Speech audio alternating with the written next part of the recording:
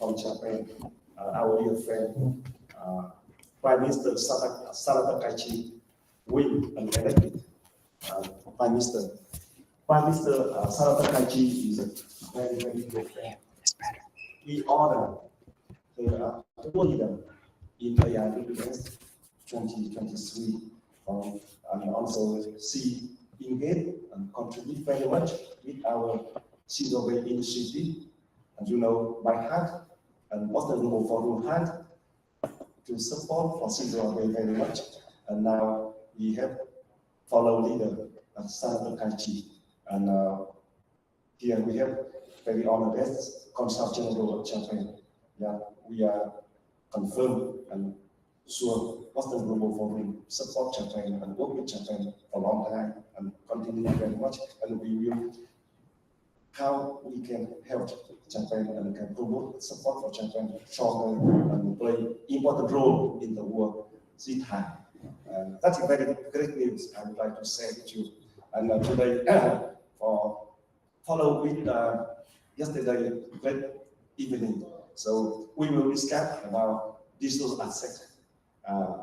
We have great friend here at Nasri Chukri, Professor Tarun Kamal from Harvard Business School, and we have other from Harvard Business School and musical leader in finance and Sandy Penland, wonderful friend for digital economy also, and Nakayama and Joseph. So I think we will have a great day to discuss, to make very pioneering in digital asset, to make digital asset ethic model, feminist, attractive economy as Sandy, I wanted to plan to contribute very much to new ideas of new economy, and Sandy contribute both Boston, MIT, and Stanford now. So I hope we have all us make very significant. We always do many significant events, pioneering ideas, and make it happen. So today our friend here will continue discuss about that the AIWS Digital Asset Standard Initiative. We will make and discuss standard for digital assets, and we can support and build up pilot project for Vietnam. I think Vietnam now very much want to do leapfrog, and I saw heart and brain a leader of Vietnam now really want to bring Vietnam contribute to the world with new and pioneering and to contribute for better digital economy and AI economy. So Vietnam is a good country for us to work together, and also Japan. Japan is a great country, dear friends, and also, of course, our hometown, our US next year 250th year. We are glory of country. We will make life a beacon in the age of AI. The US will do. So thank you so much, and I would like to that is open for discussion, and we will deliver that is the concept, framework, and ideas to make standard for digital assets. Yeah, so that we start to discuss, and I hope after 1 month we get your ideas and visionary and knowledge and plan, and we will conclude an official announcement and statement for this issue on 12th of December. December 12th is a great day, the day, birthday of Boston Global Forum, 12. So thank you so much, Tom, and thank you so much, my dear friend, and Joy. And now we start, and Professor Nasri Chukri, please.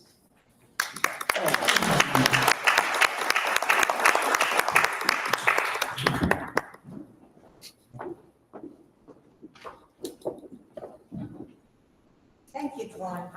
This was excellent, and you remind us of the major challenges. I have three issues to share with you, 3 points to share with you. Thank you. I could have done that, yeah.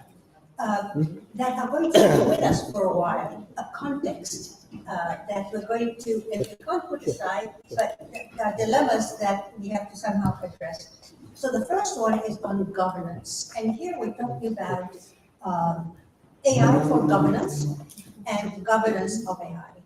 And the distinction, of course, is obvious, but what is really interesting is that AI has, of its various forms, has indeed penetrated in government activities and regulatory mechanisms, in all forms of routinized interactions between citizens and government and so forth. And we don't think that this is a major challenge. We've been on top of it, more or less, and I'm simplifying it. But the other side of the relationship, which is governance of AI, is somewhat more challenging, if you wish, or more problematic. There's a general agreement that, yes, there must be great guardrails of some sort, but a very different perspective on what the issues are and how to manage that. The differences between the private and the public sector, between the state and big tech. But the elephant in the room, the big roaming elephant that you see here in the middle in this context, is cybersecurity. Again, an asymmetry is cybersecurity for AI, and the AI implications, impacts, possibilities, challenges, contributions to cybersecurity. Again, asymmetries, but in this case, the consensus in the published literature seems to be that, yes, we do understand how AI can assist in cybersecurity in various venues and various pathways, but we have much less understanding of the way that we recognize the dependence of AI on assuming there is cybersecurity, but what if threats to cybersecurity do impact, not what if they do impact on AI, how much and how and pathways, etc. So the arrow of cybersecurity impacts on AI requires a lot of attention. So that was my first point. Quick point number two, the human element. Where is the individual, the and me, and humanity in all of this? There's been some work at MIT on the AI repository of harms, record of harms we know of by humans, and in various contexts, intended and unintended. And what I was surprised to find when I went through this was that the direct impact of human maliciousness, which is unbounded, as a harm to society and to AI systems, is really quite limited compared to the impact of the human element and maliciousness evolution within the AI systems themselves. I'm being very general here because the literature just brings it down to details, which we can't go into that. But what I was surprised at is I always assumed that the malicious individual will have much more capability and power and record of interfering than the computationally generated representation of human element in the system. So the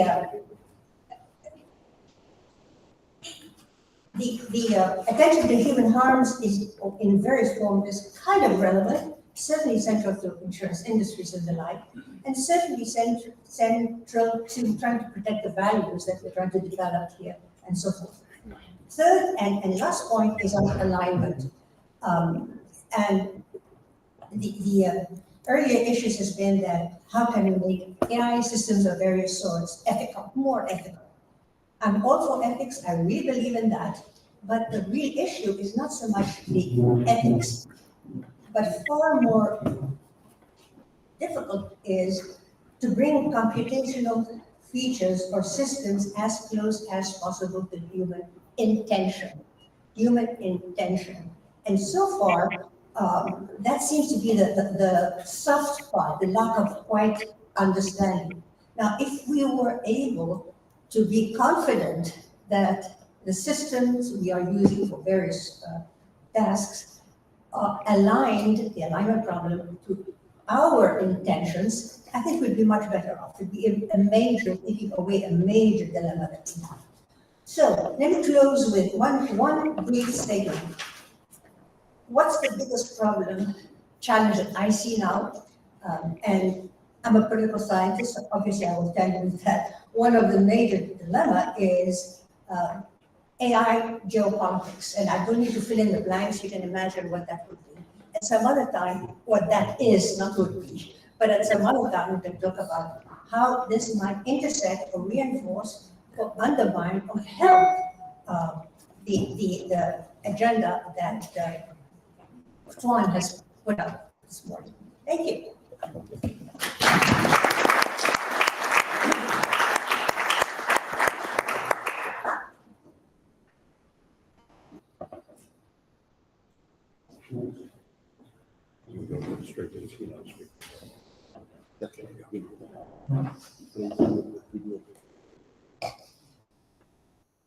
Leslie, thank you, and Tuan, thank you.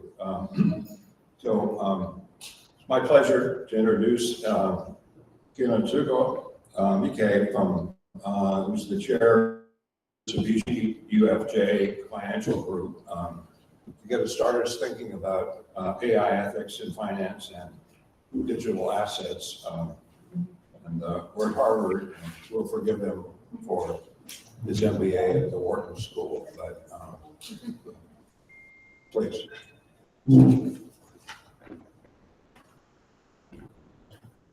Hello everyone, I'm Sugumike, Chairman of MUFG. Thank you for the invitation to share some thoughts on the ethics and the governance for AI and digital assets at this distinguished event. I'm grateful for the opportunity to visit with you via video.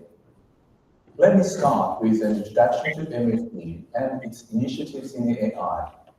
MUFG is Japan's largest comprehensive financial group operating in the banking, securities, asset management, cloud business across more than 50 countries worldwide.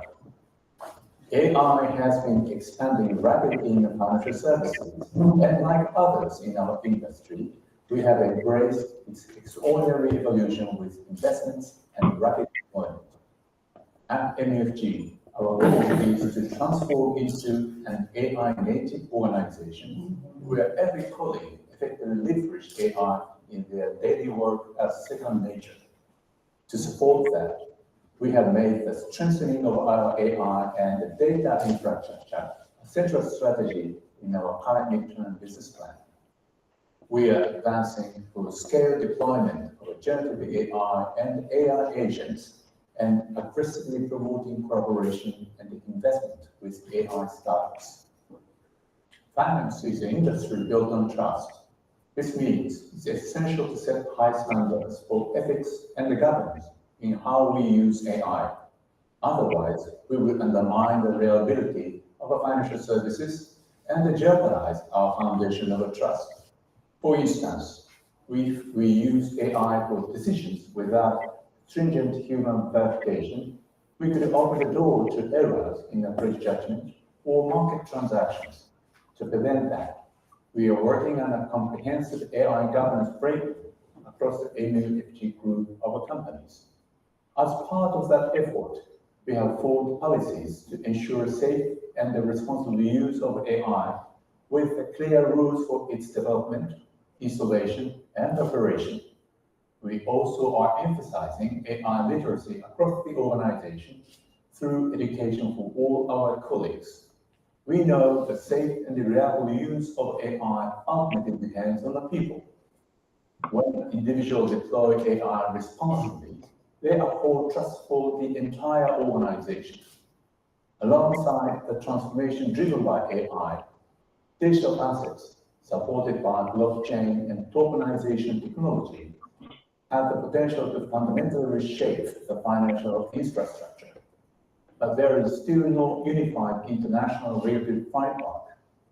There are challenges in transparency, interoperability, and accountability. We need enforceable rules that ensure trust and safety while encouraging technological innovation. Approaches to AI and digital asset regulation vary across nations and the region, reflecting different values, policy, priorities, and the regulatory philosophies. A lot of issues are still unresolved, and the pace of a regulatory development can lag behind technological innovation. So rather than trying to manage everything under a single uniform framework, we need harmonization. This means respecting national systems and perspective while ensuring interoperability and shared standards from both ethical and the regulatory standpoints. As I mentioned, AI and digital assets have the potential to fundamentally reshape the status quo through the nature of any innovation they induce. At MUFG, we view AI and digital assets not just as tools for efficiency, but as the core pillars of the next generation financial infrastructure. Bottom line, as technology evolves with incredible speed, we need to advance the international harmonization of ethics and the regulation step by step in a practical, sustainable manner. Also believe that concludes my comments. Thank you very much, and I hope this forum will be fruitful for everyone gathered there today.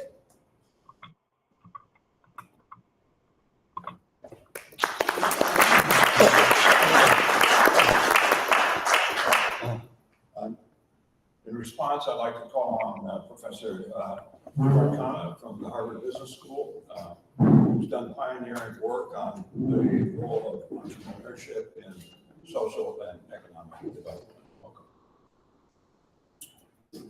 Good morning. I'm Taro Khanna from Harvard Business School. Thank you very much for inviting me to this amazing forum, and congratulations on the honoring ceremony yesterday. It's a pleasure to be included in this Vietnam-US celebration. I thought I would, Juan asked me to say a little bit about ethics and finance. By training, I'm an applied mathematician and study the role of private entrepreneurs in developing countries. And I thought what I would do is, it's two very simple things. One is go back to basics. And the second is to anchor my comments in the two countries other than the United States, where I spend a lot of my time, which is my native India, where I was born, and China, where I have done a lot of research and with some companies also. First thing I would say is that we should just remember, before we get wrapped up in fancy technology that will fly around tokenization and Bitcoin and crypto and this and that, is to remember that a financial transaction basically just needs two elements to make sure that it is sanctifying some sort of trustworthy exchange. Ex ante, it needs good information about who the transacting parties are. In other words, I need to know who I'm transacting with, who am I remitting money to, who am I sourcing money from, borrowing from, who am I investing in. Very simple. And the second is ex post, if there's any ambiguity in how the transaction was executed, I need some mechanism of redress. Now, if I look around the world, particularly the populous countries, China and India account for 43% of world population now, and are still amongst the fastest growing countries in the world, large economies in the world. A very large proportion of people have been financially excluded until quite recently. My colleague Alvaro from Mexico will speak about this also momentarily, but a very large proportion have been excluded. What I want to direct your attention to is a very hopeful development in both countries, in China dating back about 15 years now, and India dating back about, I would say, 7 years, that there is the creation of digital public infrastructure at the country level. And here I want to make 2 points. The way in which this is unfolded in China, while at extremely rapid pace, is not at a 30,000-foot level, not that different from the way it's unfolded in the United States. And by which I mean, Natalie was speaking about the public-private mix, or alluding to it, the extent to which the private sector has taken the lead in China, of course, under the tutelage and under the scrutiny of the CCP, has been very similar to the way that leading tech companies have operated in the United States. In the US, we used to call them the FANG companies, Facebook, Amazon, Netflix, Google, and so on, and you can add the others to it. And in China, you've got primarily Alibaba and the Ant Financial Group and Tencent, who essentially control engagement with the citizens. And you have the state, the very powerful state in China, looking over their shoulders to make sure that they're following policy in the country and so on and so forth. So it's very similar to what we have here, which is Amazon and Meta and so on and so forth, are doing their thing. And you saw Lina Khan, the FTC, the last FTC commissioner, and her team getting very exercised about the extent of power that the tech companies were exerting and saying that antitrust law needs to keep up with the new era and needs to be updated for the new era. So you can see the same struggle unfolding in both countries conceptually between the state and private entrepreneurs who have agglomerated a lot of power vis-a-vis their engagement with the citizenry. What I find really interesting about India is that it's taken a fundamentally different approach to this. It's basically taking the approach that we meaning Indians, don't want private entrepreneurs to control engagement with the state, to control digital engagement with the citizens. And therefore, digital infrastructure will be like a digital public road. Just like you have roads that anybody can use, leave aside the toll roads for a second. You have roads that anybody can do, physical roads. Digital roads should be accessible equally. And this is a technological project. Frankly, a leapfrogging of any country's infrastructure, including China's, including the United States, to have what has now come to be known as India Stack, and is now rolling out to across, I think, about 17 countries have begun to adopt India Stack and roll into it. But the idea then is that everybody has equal and unfettered access to digital access, and no individual company can dominate it. There's an elaborate set of software protocols at the country level that have been built up. But the reason all this is important, going back to trust in finance, is that now it has become, about 10 years ago, it was very common to have fictitious individuals, by which I mean people who don't actually exist, but who have fake ID, who were quote-unquote transacting with the state, claiming benefits from the state, and essentially a form of grand fraud that was going on in broad daylight with no mechanism to police it. That is more or less completely eliminated. So if you look at the investment that the state has put into building the digital public infrastructure and look at the returns on investment by the reduction in fraud, it is an IRR, internal rate of return, in the thousands of %. So it's money very well spent. Just like you had fake individuals, you also had people who were real individuals who were too excluded from the social and economic mainstream to have any way of representing. In Latin we have this concept of I have the body, which is habeas corpus, right? These people had no mechanism to actually demonstrate to the state that they were who they claimed to be. Their identity was pretty much wrapped up in their village and tribal and caste affiliations and so on. Now everybody has a uniquely authenticatable biometric ID. So you can go anywhere in India and show your fingerprint or show your eye and immediately be biometrically identified as a unique individual. So both type 1 and type 2 errors are eliminated. Why is this important? I think there's nothing more important to trust in finance than what I have just said, which is you can identify your transacting partner. Everything else is hocus pocus. If you can't find your transacting partner or know that you are remitting money, if I had to remit money to my friend Alvaro, but Alvaro has no way to prove that the body in front of me is Alvaro's, the entire transaction is suspect from day one. So that problem has been eliminated in one fell swoop. It's also the case that transacting rates now in India, with the latest data, are asymptotically trending almost to zero. Right? The cost of a financial transaction, far lower than any other country in the world. So my submission to you is that we are seeing the unfolding of an experiment, right, in digital financial assets and digital transactions of all sorts, actually, that is going to be extremely interesting. And that's the reason why there's now a new foundation set up, the Rockefeller Foundation, to essentially take this India Stack and roll it across different countries. We have countries like Japan, France, and a lot of developing countries adopting bits and pieces of it. So I will stop with that. Again, my submission to you is that if you want to think about trust in finance, there are really only two. I find myself personally, I'm reasonably well educated, reasonably immersed in this field, and I find myself getting all wrapped up in knots when I hear complicated terminology, tokenization, bit this, bit that, and I'm a mathematician by training, so I know that there are a lot of people who are really confused. But what really helps me is to go back to basics and just say all we need is information sanctity and contracting sanctity. And to the extent that we can reinvent the way we are connecting to, officially the World Bank says there are 1.5 billion financially excluded people in the world, I would just say, give or take almost 8 billion people. I think that number is severely understates reality, partly because even those who are officially financially included lack the financial literacy to effectively engage with the assets that are theoretically available to them. So we're talking about things that can affect 3 or 4 billion people in the world, in my opinion. And there's nothing more powerful than going back to basics. And it's lovely to be in a forum like this where we can exchange ideas. Thank you again, Tuan, for inviting me, and to the colleagues here. Best wishes for productive deliberations today. Thank you.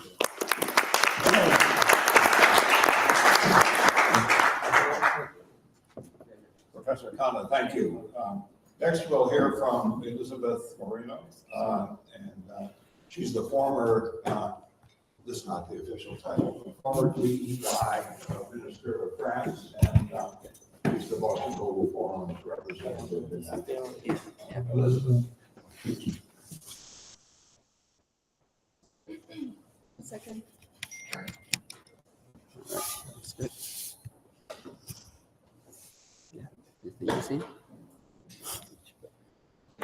Yep. All right. Okay, that's great.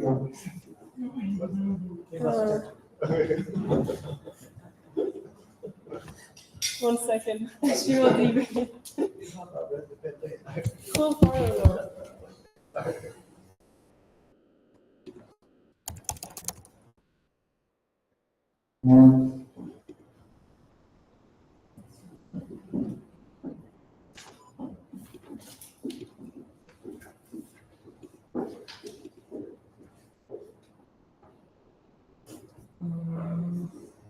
Do any display here?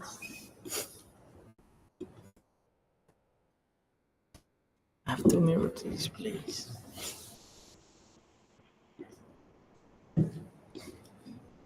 Can you hear me? Can you see me? 1 minute. Hello, 1 minute, please. Yes, I think. And then maybe you can put it here so the mic and the mic I saw come her. up. Yeah. I think she's there. But I need to see what the mouse is. You got it? Oh, you can see them now. Okay, I got you. All right. Yeah. Okay, ready. Yes. Yeah. All right. Should be all set. Okay, can you just speak here? No, she can speak. Okay. Hi, I think you're ready. Yes, I am. Can you hear me well? Yes. Good. Yeah?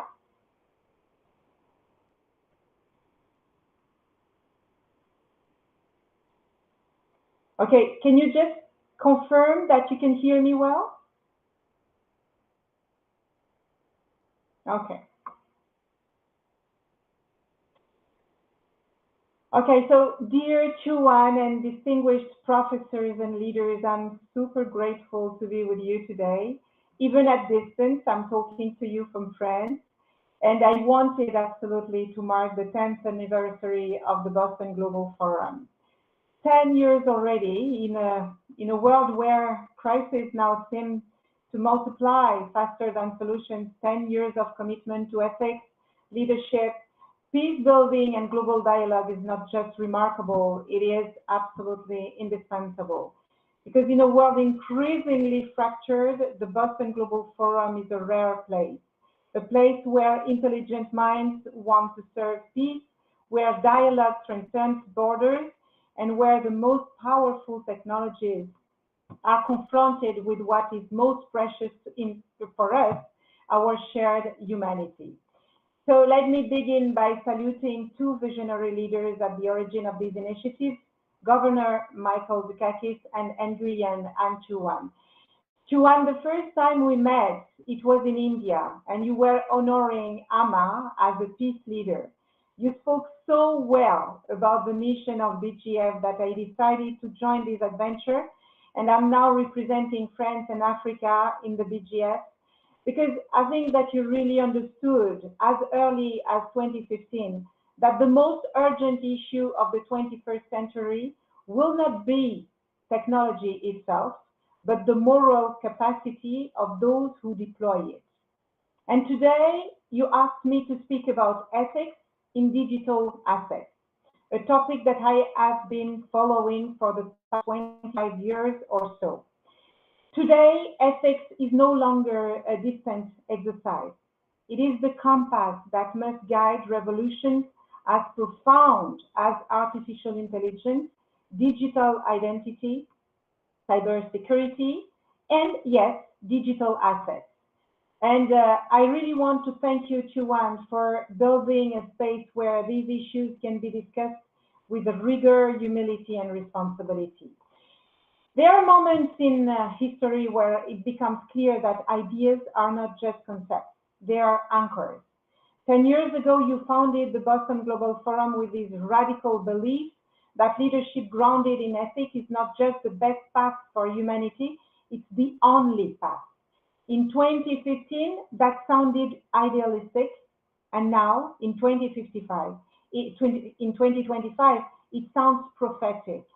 Because today, as the foundations of identity, ownership, and power move into the digital world, the moral questions we once asked about nations, economies, and institutions now apply to code, platforms, and protocols. And it's not just a question of technical ethics, but fundamental ethics. What kind of world we are building when we value itself becomes virtual. Who gets to belong to that world and who is excluded from that world? What remains in our humanity if we outsource our judgment to systems that are fast, efficient, but sometimes totally blind? So let us go deeper. Digital assets are not simply a new financial instrument. They are the architecture of a new social contract, a world where ownership becomes programmable, where identity becomes tokenized, where values move without borders, but also perhaps without ethics, unless we choose otherwise. When a smart contract decides your fate, there is no judge to appeal to it, no room for context, and no space for redemption. The danger is not the technology itself, it's the absence of humanity within technology. And we are building line by line the infrastructure of tomorrow's power. So the only question is this one: will that power include conscience? Trust used to be rooted in institutions, in banks, courts, or governments. And today, it's rooted in code, algorithms, platforms, and decentralized networks, often controlled by no one or by a very powerful few. When trust moves from humans to systems, ethics must move from policy to architecture. Otherwise, we will build systems that are powerful, but people that are completely powerless.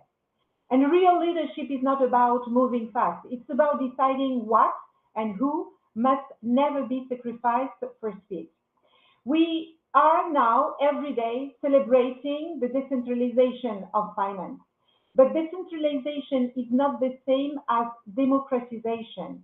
Who buys these assets? Who understands these assets? Who is represented in this design? In the wealth of the future, the future of the wealth is digital. What do we say to the billions who are still offline, who are unbanked, or who are simply uninvited into this game? Ethics is not just a regulatory layer. It is a moral question. Who counts and who is left behind? So when assets become abstract, we risk forgetting what they stand for. A token is not a livelihood. A blockchain is not a community, and a crypto wallet is not a social contract. And that's the reason why progress without purpose is no longer a progress. It becomes an entropy. And that's certainly also your case. I often hear technology will change everything, but no technology has ever changed the world on its own. It's always leaders, human beings, who decide how technology is used, whether it liberates or it excludes, whether it heals or it harms. So here is the choice we are facing today. Either we allow digital assets to evolve in the shadow of speculations, extractions, and exclusion, or we decide collectively that digital value must serve human dignity, planetary balance, and shared prosperity. So let me say it clearly. Ethics is not the cost of innovation. It is the condition of innovation legitimacy. And legitimacy is not a technical challenge. It is a leadership challenge. If we really want ethics to be more than a slogan, we must embed it, not after innovation, but inside innovation. And this means ethics by design, not by audit, governance by transparency, not by opacity, value by dignity, not by speculation, and impact by inclusion, not by rhetoric. And above everything, leaders who see technology not as an end, but as a real responsibility. So, ladies and gentlemen, in conclusion, Chuan, I want to thank you again for embarking me in this beautiful adventure, because your mission, our mission, is not just to understand, it's to shape it. And in this emerging world of digital assets where ownership is invisible, transactions are autonomous, and wealth can be created without borders or labor, the most valuable asset will not be crypto or code or capital. The most valuable asset of all will be our conscience. So let us refuse a future where technology grows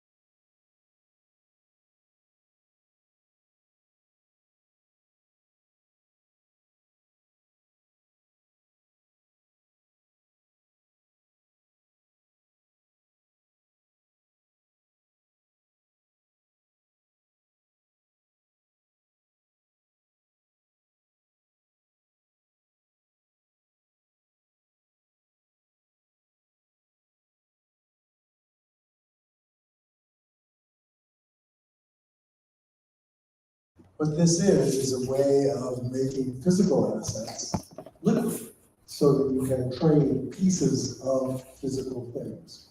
This is such a fundamental concept. It changes the housing market, for instance, completely. It changes the way you do manufacturing, how you build wealth, really completely. The way to think about it is it's a little bit like securitization in finance. It's the idea that you can all have digital representations for things, but extended to the real world. So that will have an enormous effect on the accumulation of wealth, both at the bottom end and at the top end. And it's also worth talking about the fact that 2008 was a securitization problem. But the physical tokenization of the world will dwarf financial securitization that we saw in 2008. So we better make sure that that one goes according to plan and not the way things happened in 2008. Thanks, Andy.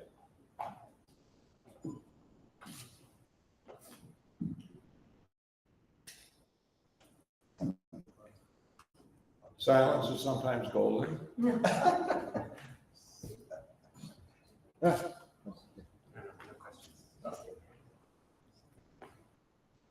Not missing a hand here?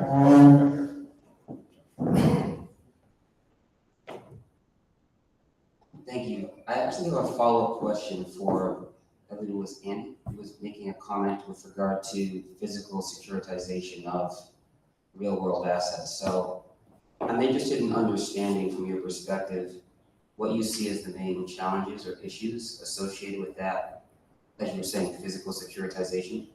The reason I ask is because my background's in finance. I was at State Street running the global funds transfer business. Now I'm running my own platform for foreign direct investment. But within that process, we've been talking a lot to clients, some in Vietnam who Tuan knows, right, that are looking at securitizing, or actually tokenizing physical assets, mostly real estate assets, and making them available. So we were talking with some of these groups about securitizing, and they had a lot of questions. We're talking about tokenizing certain assets, they have questions. I'm curious what you see as the risk that we should be contemplating as we have these discussions with some of these groups.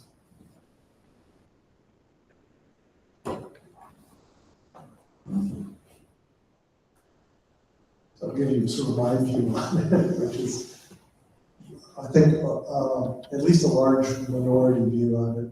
So 2008, at some level, was the fact that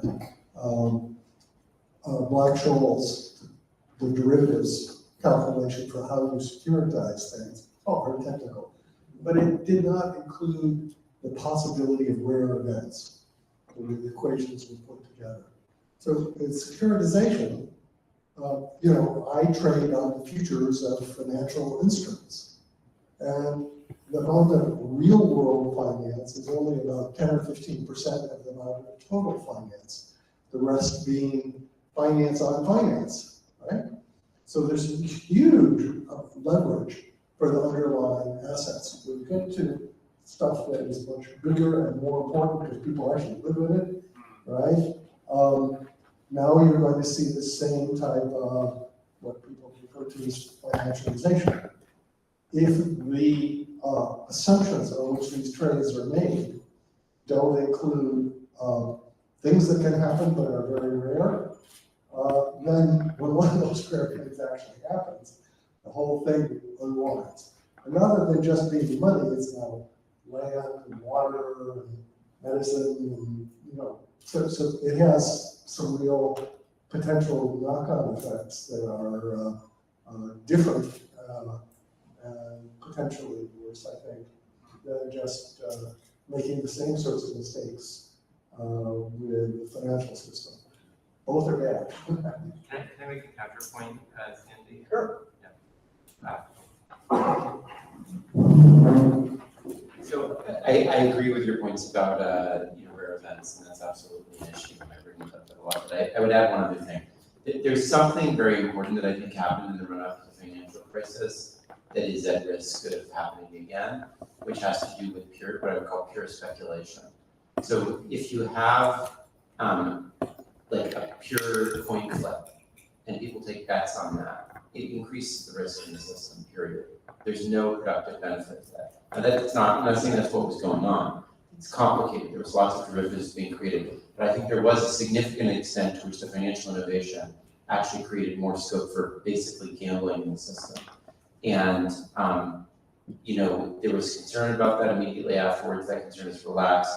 And now we're seeing massive proliferation from prediction markets, cryptocurrencies that have very little kind of clear economic or creation-based effect, especially compared to like digital public infrastructure that supplies the same stuff with almost no speculative component. And there's just a massive amount of speculation going on. And so I do think there is a capacity in markets that I think Islam especially warns us against, to literally just become zero-sum speculation. And I think that's something to think about. You'd like to not see that with things that are necessities of life. Yeah.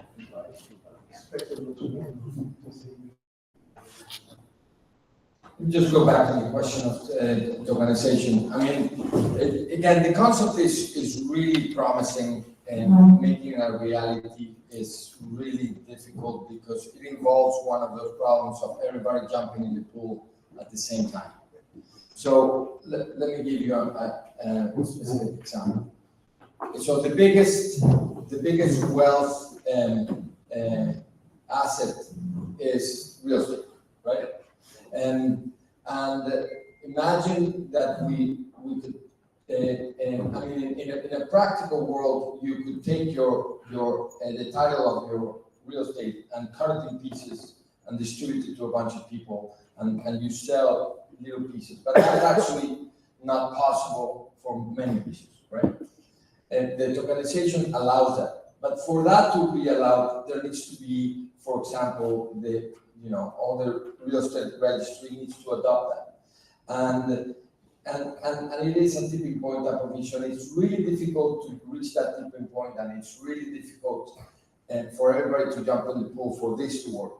Now, the possibilities are huge, and if we go to Hernando de Soto's writings, talk about inclusion, the possibility of tokenizing all these assets and what that could do in terms of wealth creation for the underserved would be humongous, right?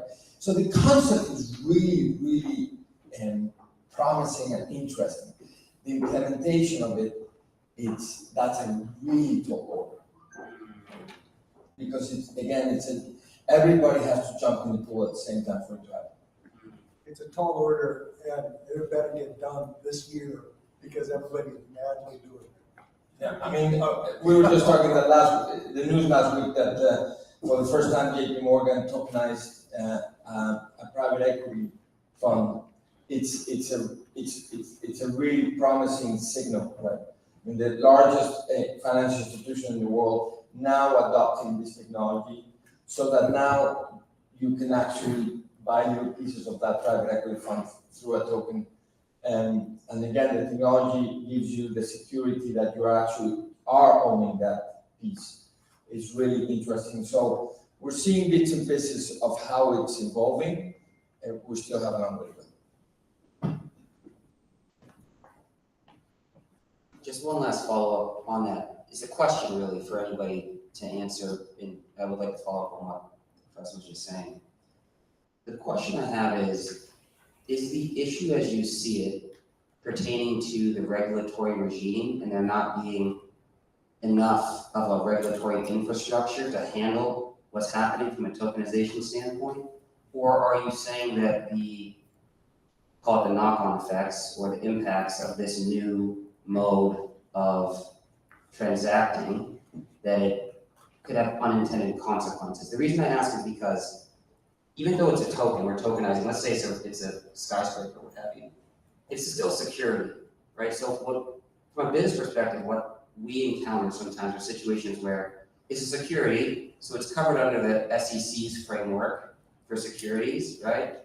Even if we move the capital, it's not even an American company investing, it's coming from whatever, Saudi, but it denominated in USD, it still falls under SEC framework because it goes to the US banking system. So when we engage, it feels like all these rules are in place, there's a framework in place. It can even feel cumbersome because we're doing a transaction in Ho Chi Minh City, now you're telling me it falls under SEC regulation, right? Because it's, you know, a security technically denominated in USD. So my question is the real risk around, you feel like there's not enough regulation around it, or is there something else that's the real risk? I just wanna, when we have these discussions with clients, I wanna be able to think through that. So, one type, there's a number of types of risks that are sort of hidden in the system. One is, it's assumed that things, traders, various things happen independently of each other, and they have a sort of human time frame clock. So if it's the collapse of Silicon Valley Bank was something that you could not do in the real world, but the fact that you could move all those people could act together to move all their assets was not something that was anticipated in the regulatory framework. And what you were saying, Leonard, that you jumped into the pool. You know, there are many examples of high frequency trading where you get crashes, the liquidity crashes, right? And so what they do is they like wind time back a couple of milliseconds, shuffle things, and start again. And that usually works. But that doesn't work if you've got a big complicated system. So it's this rare event that everybody decides to do the same thing at the same time, and there's not enough sort of guardrail. Look, there aren't guardrails for that. No, that's a good point. Right? And you can get liquidity crashes. And then there are other phenomena in sort of complex systems, like, you know, those phantom traffic jams on roads, right? When you get to a certain density, some new little thing causes everybody to screw up, right? That's the sort of dynamics of some of these systems. And we actually don't understand it really well, and there's certainly no regulation about it. I see your point. And so I mean, that's an area of active research for us and for various other entities that are concerned with maintaining stability. Yes. Right? And it applies just as well to the financial markets as it does to the sort of tokenized things. It's just, in fact, the factor there is that now you have these smart contracts, these little AIs that can do things in, you know, microseconds, and they can spawn 1,000 copies of themselves, all doing the same thing with small variations.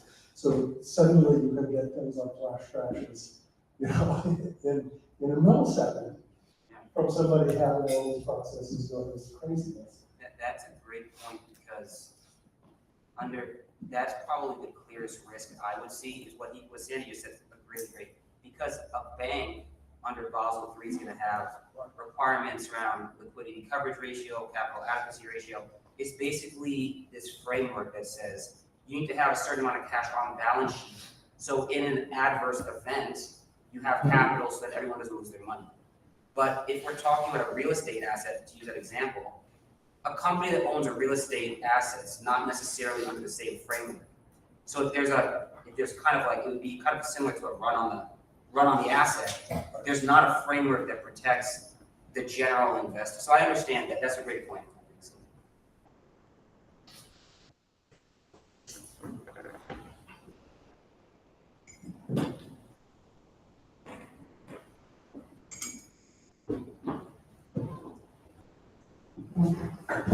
Thank you. My name is Mark Zeng. And two questions. One is actually regarding just now we talking about ethical AI and things like that. I'm wondering, like among all these AI models, is there a way like we can create a set of like prompt and then be able to kind of standardize, check those different AI model, kind of create some kind of index to figure out like how trustworthy, how transparent, what are the biases, and what kind of ethic things like that, and be able to create kind of standard index to be available to all different parties to use. So that would be one of the questions I pose to people here.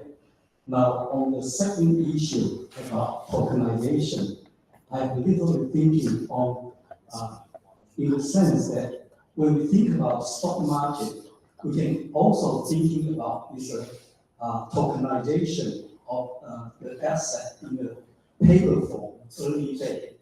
And then people basically, each country establish certain regulation in US and SEC so that it make the kind of tokenization of those assets become more believable. Now we are getting the second iteration of this time is a digital tokenized. So previously I say that it's a tokenized of the asset, and now it's a digital tokenization of the asset, real world asset. Now in this case, the question I'm wondering about is that supposedly like this kind of decentralized could be invested by a lot of people worldwide and be able to govern by the consensus. But the thing, as we just discussed about, some actually relate to local regulation. For example, the D and things like that. So the question is for me, thinking about down the road, like in terms of the like a regulation of the policy that govern all this kind of real world asset, is it going to be divided by the country then, or is it going to be among the like in the world that actually have a kind of community to be able to everyone kind of recognize that authority and be able to use that their rule. So that's another kind of question that I'm thinking that I want to share.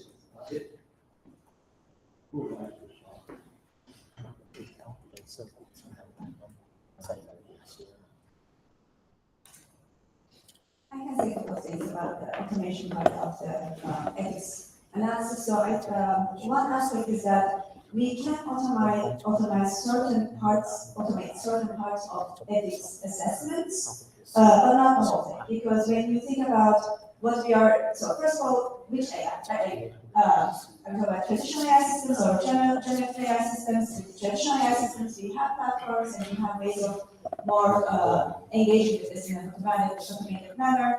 On the other hand, every question has parts that are not captured by simple structures. Like for example, if we are trying to look at the bias and fairness of the system, well, if the first question of like what does fair mean for this given particular product within this sector is a question that we have to first answer and plug in for that structure, that assessment to run smoothly. But questions like, AI ethics goes beyond that, right? Like, for example, it was mentioned before, like, how do you contest a result? How do you make sure that the confidence of the suggestion is communicated? So there's a human AI interaction part, the ethics is still a part of that. And then we move to generative AI, it becomes increasingly different and difficult. Because we currently don't have systems that are comprehensive enough for red teaming or prompt engineering of these type of attacks. Good morning. I am Kevin Johnson. I'm representing MIT. I teach the capstone course on entrepreneurship at the MIT Sloan Martin Trust Center for MIT Entrepreneurship. This has been great. By the way, I'm learning a lot. I hope to meet many of you. And more, this is my 6th year teaching. More and more, our cohorts involve students starting and building companies using AI. In fact, this is the first year in my 6 where all of the companies in the cohort, 6, are using AI in a novel way. My question is directed at the professor from HBS. I apologize if I mispronounced your last name. I believe it's Hannah. When you mentioned the India SAC, that caught my attention. And so this notion of building a public digital infrastructure strikes me as something that perhaps the United States should do. So my question is, in your opinion, is the US at a disadvantage for not adopting a similar approach? And related somewhat, would you consider this approach more ethical? Thank you. Thank you, Kevin. It's good to meet you. Those are encompassing questions. I'm not sure I have a simple answer to them. But basically, the India stack came about pretty explicitly from two observations. One is that the vast majority of the 1.4 billion people in the country were excluded from commerce and from society prior to its conceptualization and implementation about starting in 2009. That was the first observation. The second observation was partly observed in Boston, these sorts of settings, and partly in Bangalore, where the Indian IT sector primarily was centered at the time, always is still centered, was to note that we did not want private enterprise to capture the economic rents, if you will, from digitization of an economy the way that had happened in the US and in China. It just seemed more inclusive and, I suppose, in a colloquial sense, ethical. We have the moral philosopher sitting to your left. She can unpack the different dimensions of the ethics here, but it certainly is far more inclusive. And to the extent that that seems like an elementary part of being ethical at a societal level, there's no question that the approach is more in that direction than what we currently have. Can other countries adopt this? It's fiendishly difficult. I mean, the existing system here, we have well-meaning firms in this country and in China, and it's not like the Indian firms can hold a candle to them remotely at this point. So I'm not pretending that that's the case. I'm just saying that the bedrock infrastructure is set up in a conceptually, to me, if I just use a spare mathematical mind, it's just set up in a far more elegant way and far cheaper way. Where that goes to now, I think, is anybody's guess. But what we are observing is that in a variety of, how should I say, crowdsourced layers of different open source DPI, digital public infrastructure blocks, are being stacked on top of this, which is where the colloquial India stack came from. So there's a set of protocols we created for healthcare inclusion. There's a set created for the life insurance markets. There's a set created for inclusive climate adaptation in ways that, much as the discussion about tokenization was suggesting, you can just imagine that providing, for instance, financing for climate adaptation is going to be so much easier to do with the India stack. Maybe 1 cent compared to $1 prior to that. So it renders all sorts of things feasible that were just simply infeasible 70 years ago. That's the, if you will, the romance of the idea. The implementation we will see as it unfolds. But I have to say, in the past 10 years, it's been so dramatically successful compared to anything that any of us envisaged that it's pretty hard to think that way. Just come, Professor Khanna, if you could. Just to follow up on this, would you consider that being a possibly good model for Vietnam? Would that be on the list of things to consider seriously? So as I briefly alluded, I forget, I don't remember the name now. There's a dedicated foundation created by the Rockefeller Foundation. I think it's called Co-Develop. Co-Develop is one word, Co-Develop something, which is dedicated exactly to answer that kind of question, to say it's sort of a virtual organization in the sense there's like 20 people around the world, in Geneva, Bangalore, Washington, different places, who are essentially evangelizing the availability of either the stack in toto or different layers of it to make it adapt to pre-existing systems. Because the other question that Kevin asked, can country X adopt this, is a completely non-trivial question. You've got so many pre-existing commitments, societal commitments to existing ways of financial architectures, that the idea that we're going to swap it out is a fool's errand. But maybe there are bits and pieces that could be improved in different ways. That's the thought that I have. And apropos Sandy's comment about tokenization, I mean, I think it's exponentially more possible to consider with these layers and layers of ways of digitizing different other interactions. So more to come. I'll just compliment on this. Kevin, did you have a follow-up before I go to Sandy? No, we just compliment something on that, which I am not an expert on the India substack, but I have a deep level of curiosity on the subject. And the first element of the India stack was what's called UPI, which is, Tarun mentioned that now it's basically free to transact, which was introduced in 2016. That was only possible because the first level of the India stack, which was Aadhaar, which started in 2009, which basically have an individual identity. And that is something, and that individual identity is biometrics on top of all other sorts of individual identity. I don't think that's even going to be possible in this country. I mean, it would be such a, the issues of privacy, etc., etc. So, and without something similar, it's almost impossible to build any of those stacks. Just to respond to your question, if it's something, if it could be done in the US, the same way they did it in India, it would be possible to do it here. Because of that. The thing is that it actually, Laura is completely right. I mean, you have so many New York Times op-eds right away saying that privacy is being compromised, constitution is violated. But the thing is that after 10 years of running it, there's de minimis evidence that privacy is at all compromised because of the software safeguards that are built into it. And it's operating incredibly smoothly for 1.4 billion people. But I think there's real and perceived and conceptual and cognitive barriers to go from here and adopting something else. So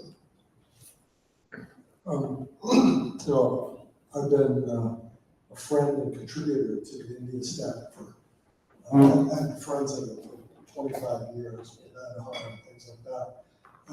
I think it actually, first of all, one of the things really is this government is promoting it as citizen stack. I think the current number is 26 countries has signed up to try and do it. It just, when I lived in India, we looked at some of these things, and one of the things you realize is that the identity of a person depended on the headman of the village. Their only house depended on an entry in paper on the book that he had. This is not And so I think the obvious necessity of this made it something that was easier to do in India than in a place where you have already all sorts of infrastructure.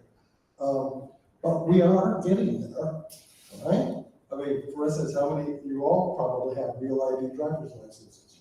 What do you think that is? Right? No, it's broken up, so it's a distributed thing. So you can only see one state, and you're seeing more of what's happening. But one thing that happens as you get the sort of digital assets things, stable coins, etc., is you have a chance to reinvent things. So is there a complementarity between something like the India stack conceptually and tokenization? There's a little bit on the hopeful side. Yes. I think so when you talk about having this new sort of digital assets regime, right?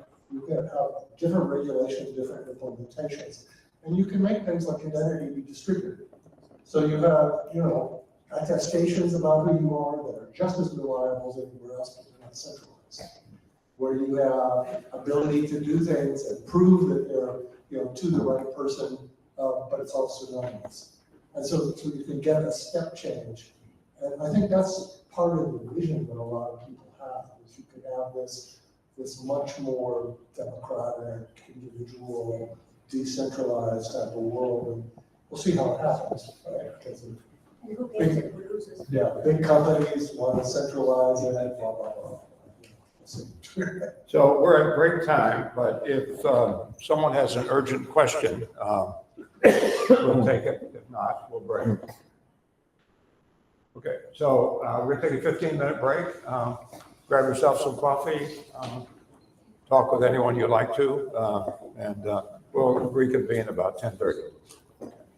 And thank you to the speakers and the panelists. It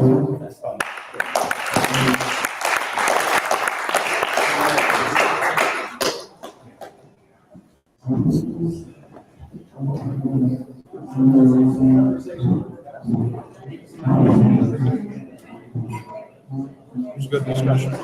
Yes, good. The format is wonderful. Some people talk and raise the issue and discuss, and people follow and discuss. Very good. This session also the same.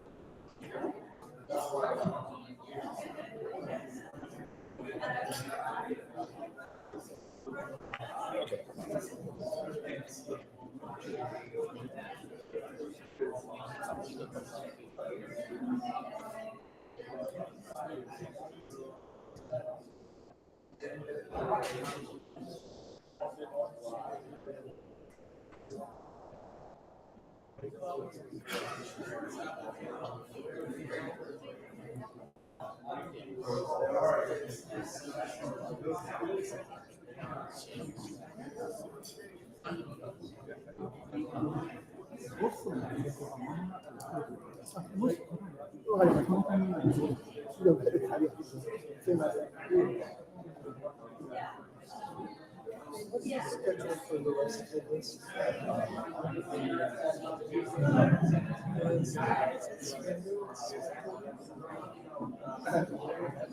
Okay. So that's 10:30 or something? Yeah. Okay, good. First up. Okay. I sent a couple of slides just to cover. Is that okay? Yeah, they're doing the tax, but Okay, good. I'll ask you. Okay. So I hope the conversation about tokenization and stuff was intelligible. Yeah, and I think it's very Worried. well. I think that's what we really got to do. That's probably true. That's a good point. Yeah, okay. You know, it's also possible to go down the rabbit hole that only 3 people care about.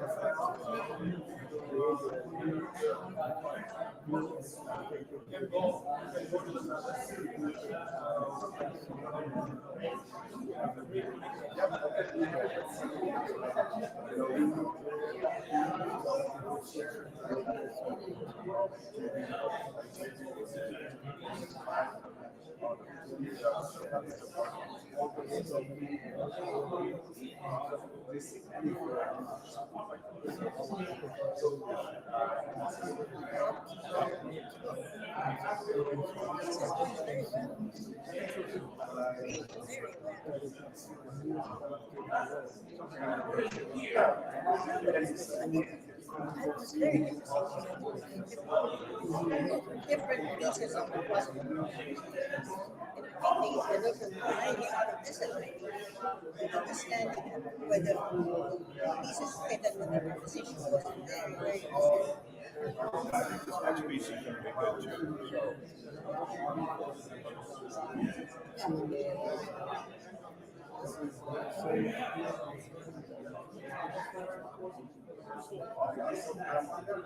I'm also my time because I was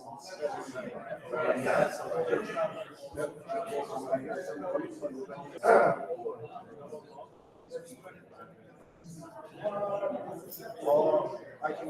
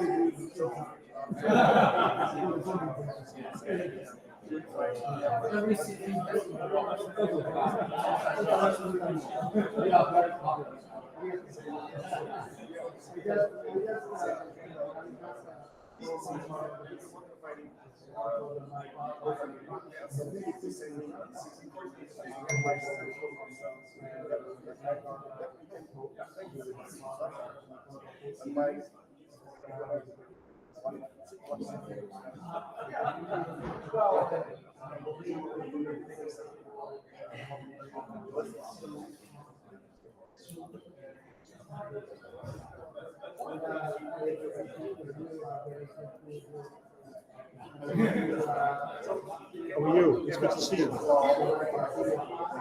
too. Hi. How are you? Good, very good.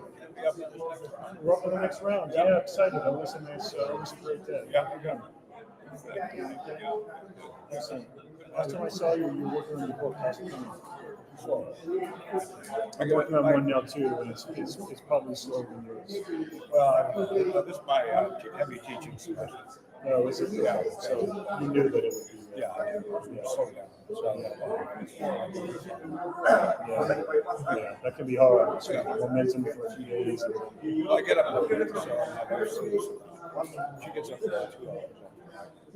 Oh, so that's built in. Yeah. See you, Jim.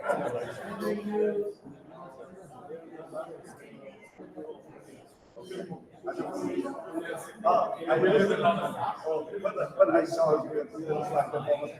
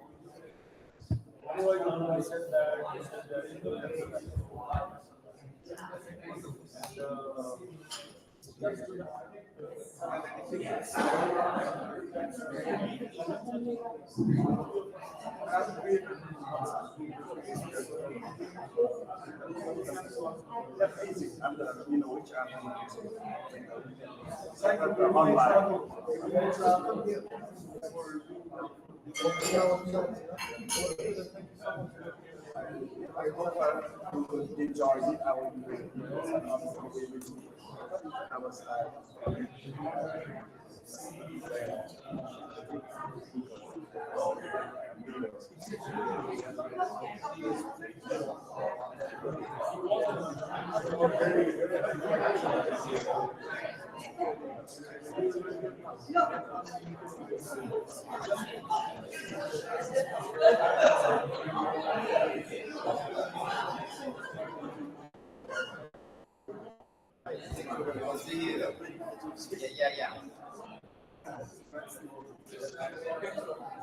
So I understand I'm second, second? You are up second. Great, thank How are you you? so much. Thank you. Thanks for helping the conversation get going.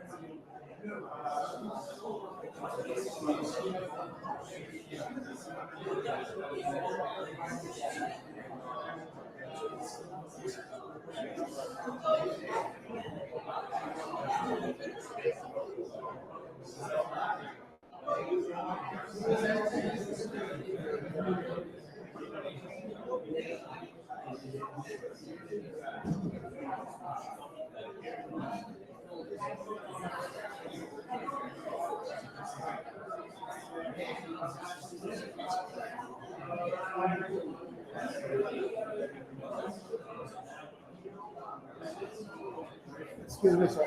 Yep. Is there any Wi-Fi? Yes. How about free Wi-Fi? Doesn't work. Okay, give me 1 second. I need to call to the guy for the AP. Oh, thank you.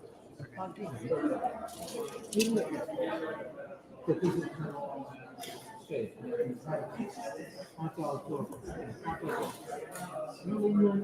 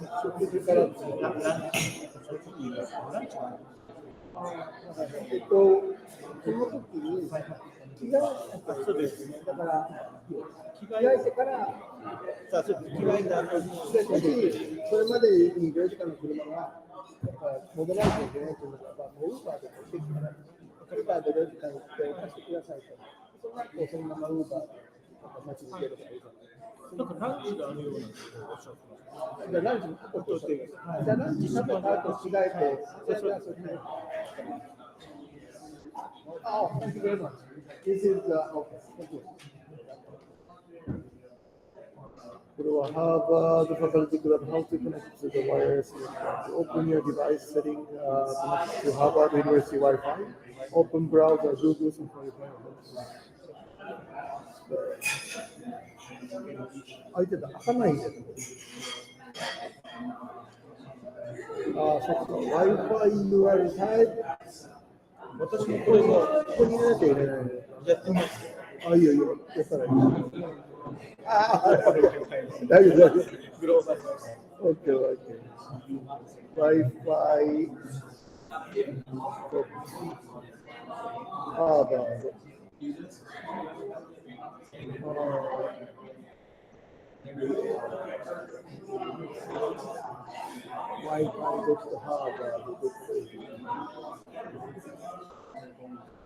Select login, Harvard key, you are created. ごめんなさい、ごめんなさい。お使いしてしまった。Your information and select login. Of the countries okay. I see. I am a guest. I have a guest. Reserve for guest access. Login your guest.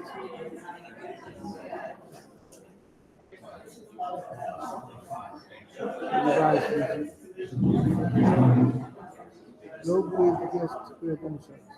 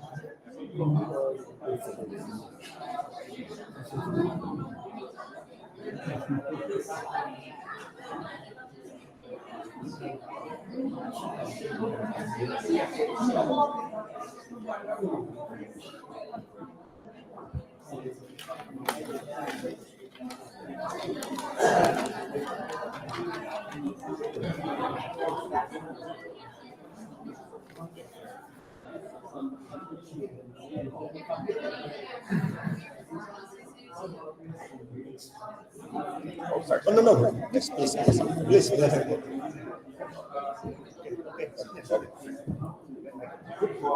No, I was just gonna, when he was done, I was gonna grab it. So that's okay. Yeah, I'm not staying.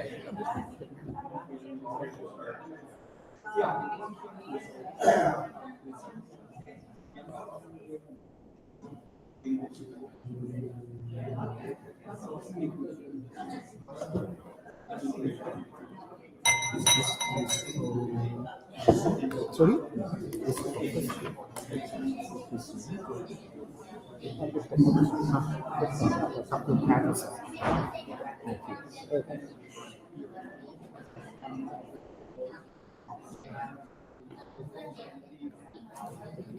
We could get you back to your seats, that would be great. We get started again in about 1 minute. Política. Se fue el profesor. Kennedy School. Kennedy School. I saw him before. Yes, I went to Kennedy School. Oh yes, 2003. Yes.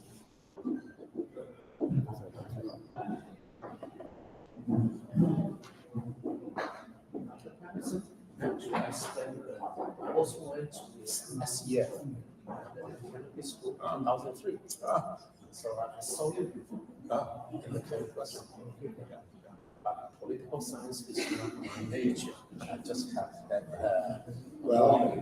This area. About at that time, still Joseph Martin, that thing.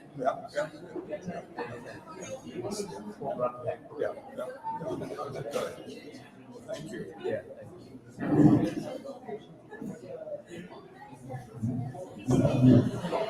Okay, let's get started on the second part of the program. Shifting topics.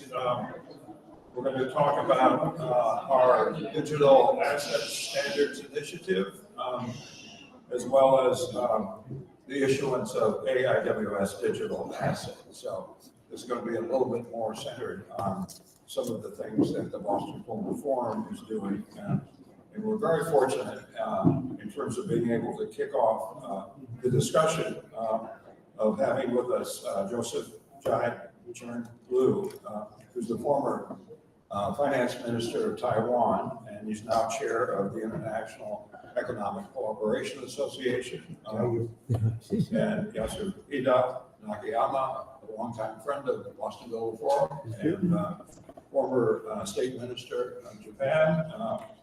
And we hope after the next election, we'll be back in the dial. I love you. Thank you.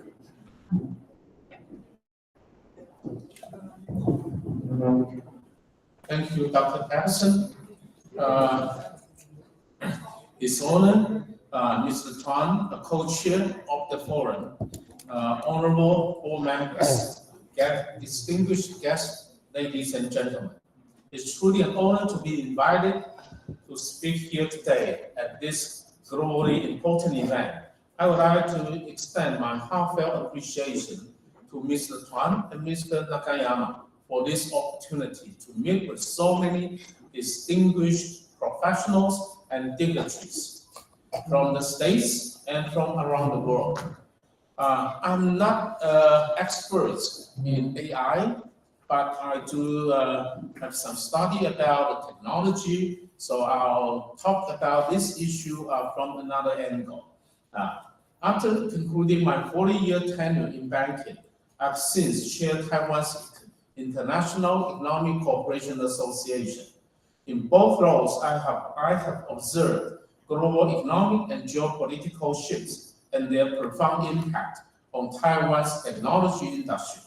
I'm delighted to have the opportunity to share my personal views on the critical technology of the critical item at the critical moment in the context of the global business dynamics.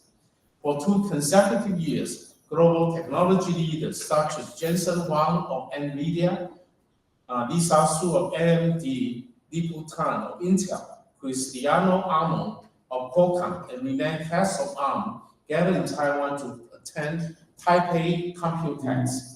This assembly of industry giants drew significant attention, reflecting their shared goals of securing manufacturing and R&D supply chains. Their convergence in Taiwan was a strategic move to safeguard the backbone of their innovation and global competitiveness. Taiwan is a small island located at the heart of Asia Pacific. It also sits at the center of the first island chain of free and democratic nations under the US geopolitical strategy. Since the 16th century, Taiwan's strategic location has positioned itself at the crossroad of international exchange. From 1895 to 1945, Japan invested heavily in Taiwan's infrastructure, transforming the island from an agriculture-based economy to one centered around light industry.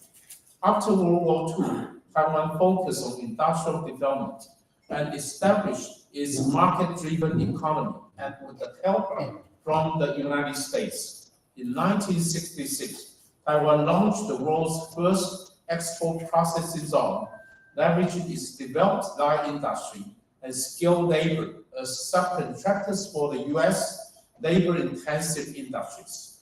The redevelopment led to rapid economic growth, driven not only by Taiwan's diligence and well-educated people, but also by long-standing support from the U.S. In 1980s, Taiwan reoriented its industrial strategy toward technological development, taking Silicon Valley as its model. Taiwan established its first science park, which encouraged investment in high-tech industries and attracted Taiwanese talents to return home, including those working with IBM, AT&T, and Texas Instruments. Technological companies like Acer and ASUS capitalized on the wave of PC growth sparked by Microsoft's introduction of Windows, laying the foundation of Taiwan's ICT, information technology, and communication technology industry. By the turn of the century, Taiwan's ICT sector had taken the lead, producing 52% of notebook computers worldwide. In the meantime, Taiwan planned for the development of its semiconductor industry and signed the CMOS IC technology transfer agreement with RCA, making the first introduction of semiconductor technology into Taiwan. In 1987, TSMC was established under the leadership of Morris Chang, who had worked with Jack Kilby, the inventor of ICs at Texas Instruments.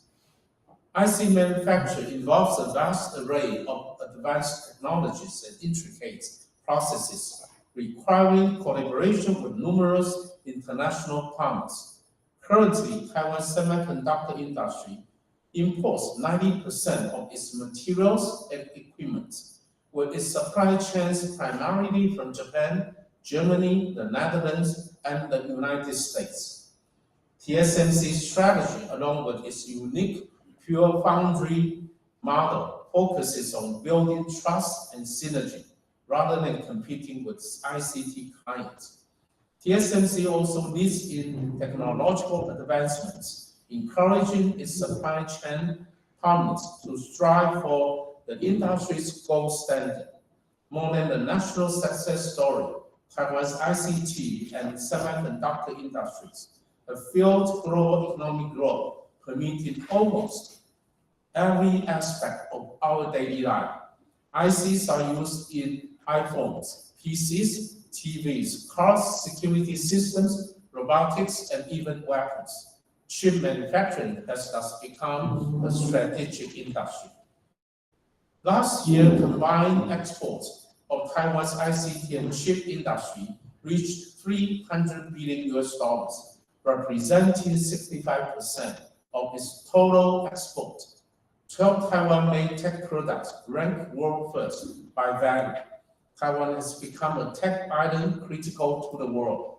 Wanted Taiwan and TSMC to become a critical island with critical technology. To begin with, Taiwan had the foresight to develop its high-tech industry. It seized the opportunity created by the US-Japan Semiconductor Agreement, signed in 1986, which constrained Japan's semiconductor sector and opened doors for other countries, including Taiwan. This ultimately paved the way for TSMC.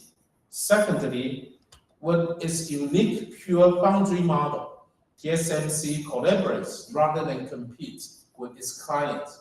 This approach fosters trust and has enabled TSMC to expand its customer base, driving economies of scale and further technological advancements.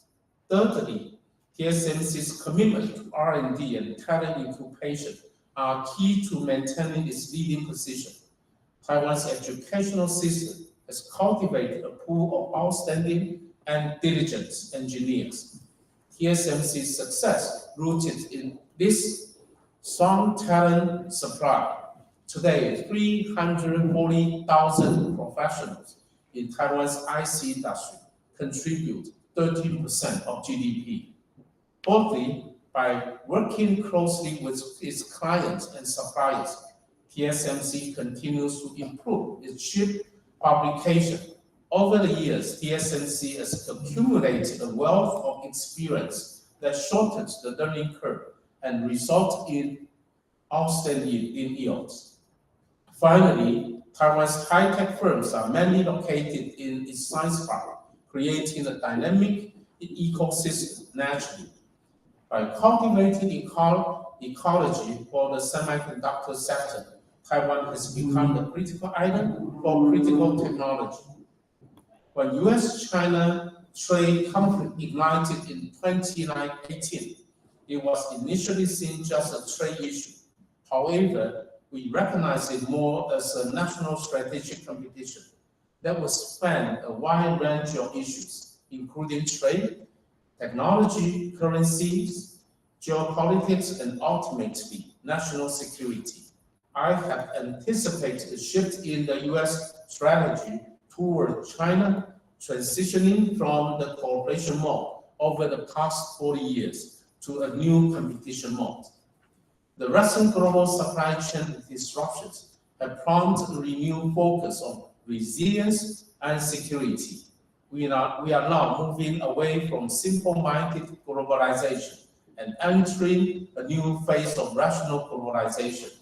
The reliance on China as the factory of the world is increasing, replaced by the rise of regional manufacturing centers. Historic priorities of efficiency and cost are being superseded by resilience and security. Supply chain disruptions can be serious when rational globalization has not been implemented. Affected by the pandemic, automakers worldwide suffer total losses, $200 billion. However, Taiwan demonstrated its supply chain resilience by meeting the global demand for auto chips. Each fuel car contains around 1,400 chips of 40 different types, whilst a high-end EV requires around 3,000 chips of 150 types. Currently, Taiwan's chip makers produce over 60% of the world's semiconductors and over 90% of the advanced chips, including AI chips. AI, artificial intelligence, is set to become the most transformative technology of our generation, with the potential to revolutionize our lives. AI can be applied across a wide range of commercial scenarios, including finance, marketing, healthcare, transportation, cybersecurity, and digital asset management. In the digital asset ecology, AI is becoming a critical enabler. AI enhances market efficiency, strengthens security, and supports regulatory compliance. However, it also introduces new risks requiring careful governance, including, first, market and model risks, such as unstable algorithm, model over-reliance, and data manipulation. Second, cyber and operational risks, such as AI-enhanced hacking and smart contract exploitation. Third, regulatory and ethical risks, such as unclear frameworks, accountability gaps, and privacy issues. Fourth, systemic risks, such as market concentration around similar AI strategies. My personal view is that AI amplifies both the power and pace of digital markets, asset markets, but such innovation must be balanced with governance, transparency, and risk controls. Though Taiwan government has been prudent in handling digital currency development, it is still strategically positioned to embrace the AI revolution and has been reinforced its supply chain to attract companies like Google, Microsoft, NVIDIA, and AMD.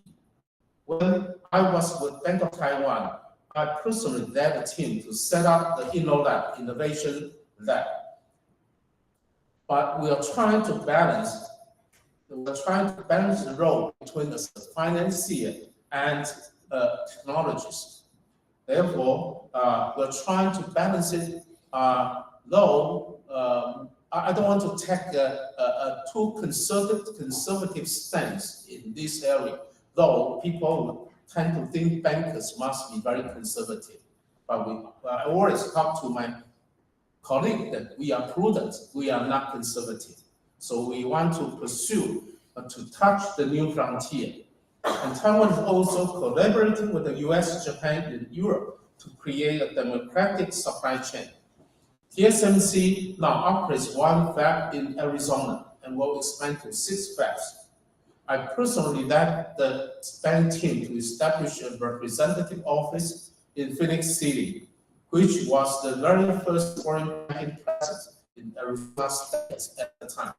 In Japan, TSMC has 1 fab in operation in Kumamoto, Kyushu, since February last year, marking the renaissance of Japan's semiconductor industry since 1986. In Europe, TSMC is constructing a fab in Dresden. German Chancellor Scholz acknowledged it is important for the resilience of production structures around the world, the future viability of the European continent and Germany.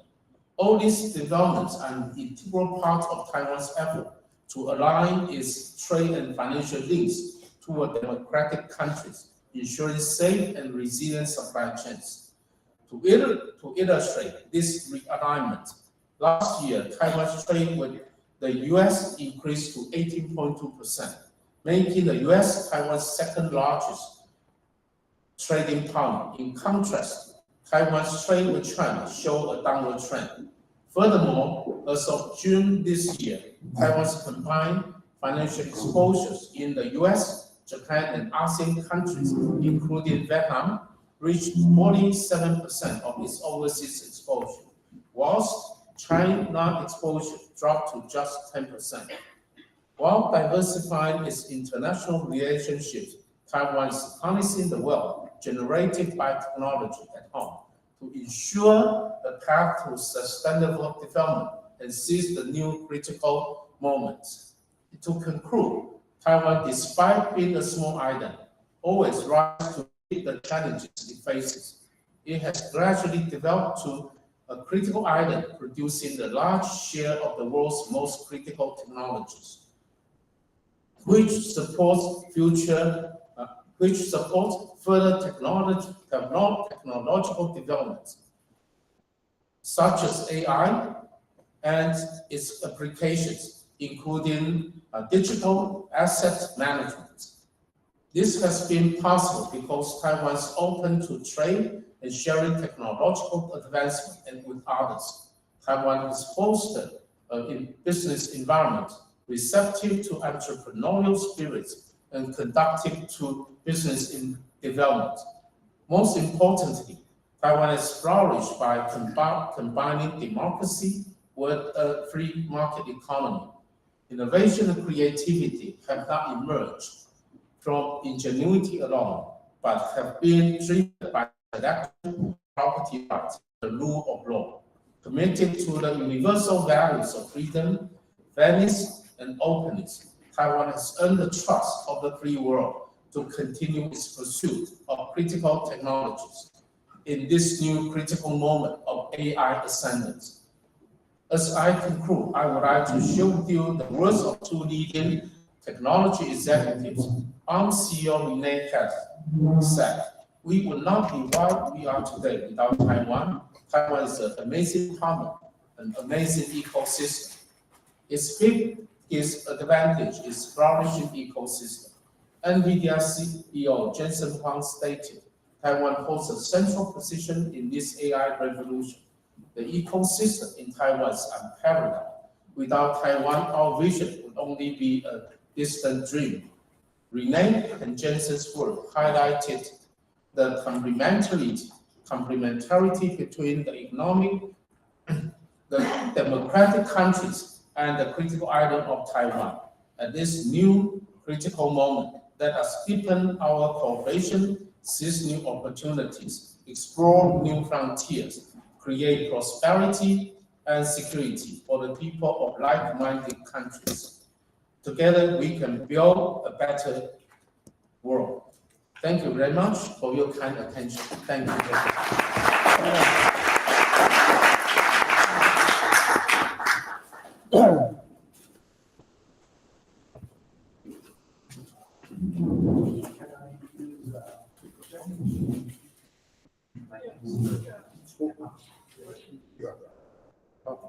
Yes.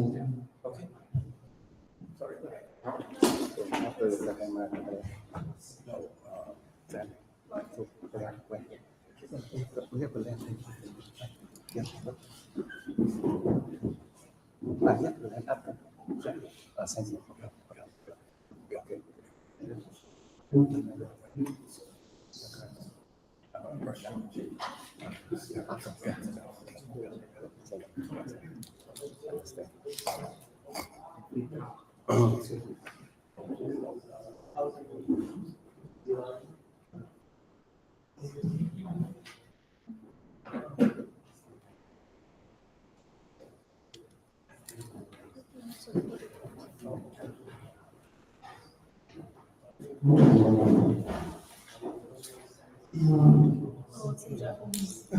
Okay, wait.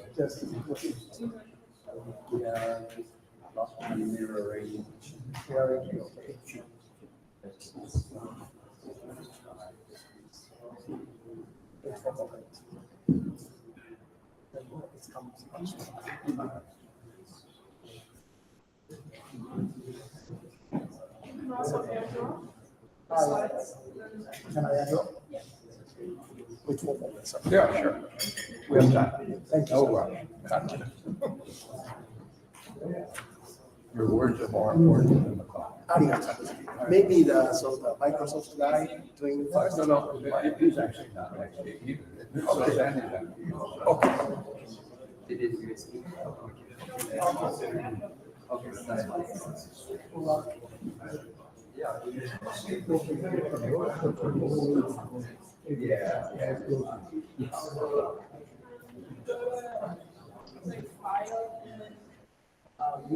Yeah, it is easier.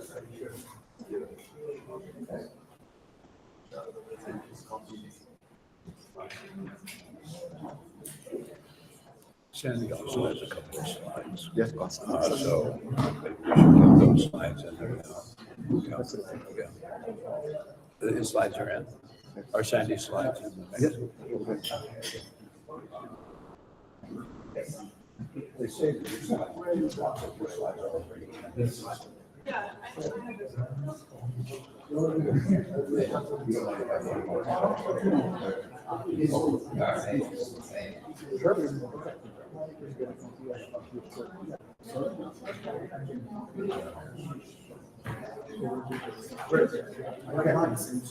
No, I just have one of these crowded.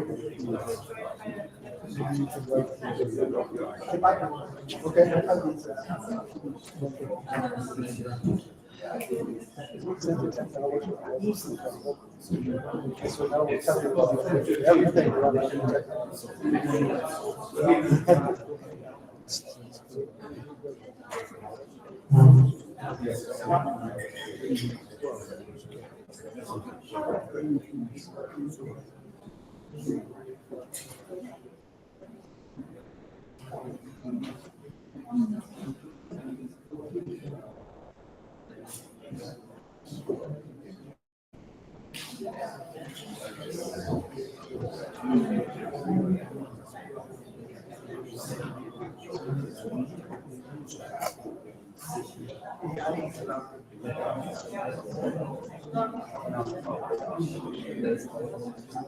Sorry.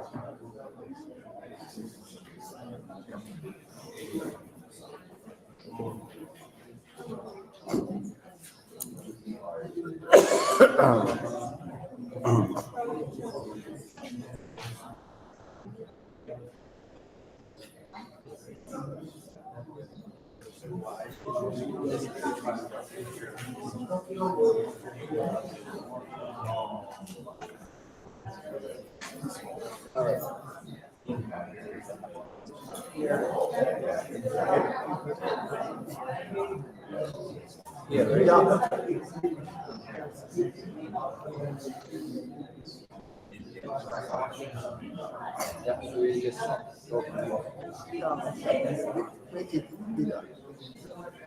Push down. No. Arrow. Yeah, arrow. Yeah. All right. Okay. Okay, thank you. All right.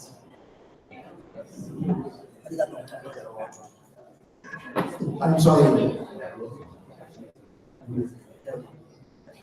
Okay. So thank you very much. Now you can see the AI is live because without your cooperation, I couldn't make my podium and speech. So thank you very much for your cooperation and especially for, of course, the board of executives, but also the engineering team. I really thank you. So I'm a former State Minister of Defense of Japan, and also former State of Minister of Foreign Affairs, and also the Cabinet Office.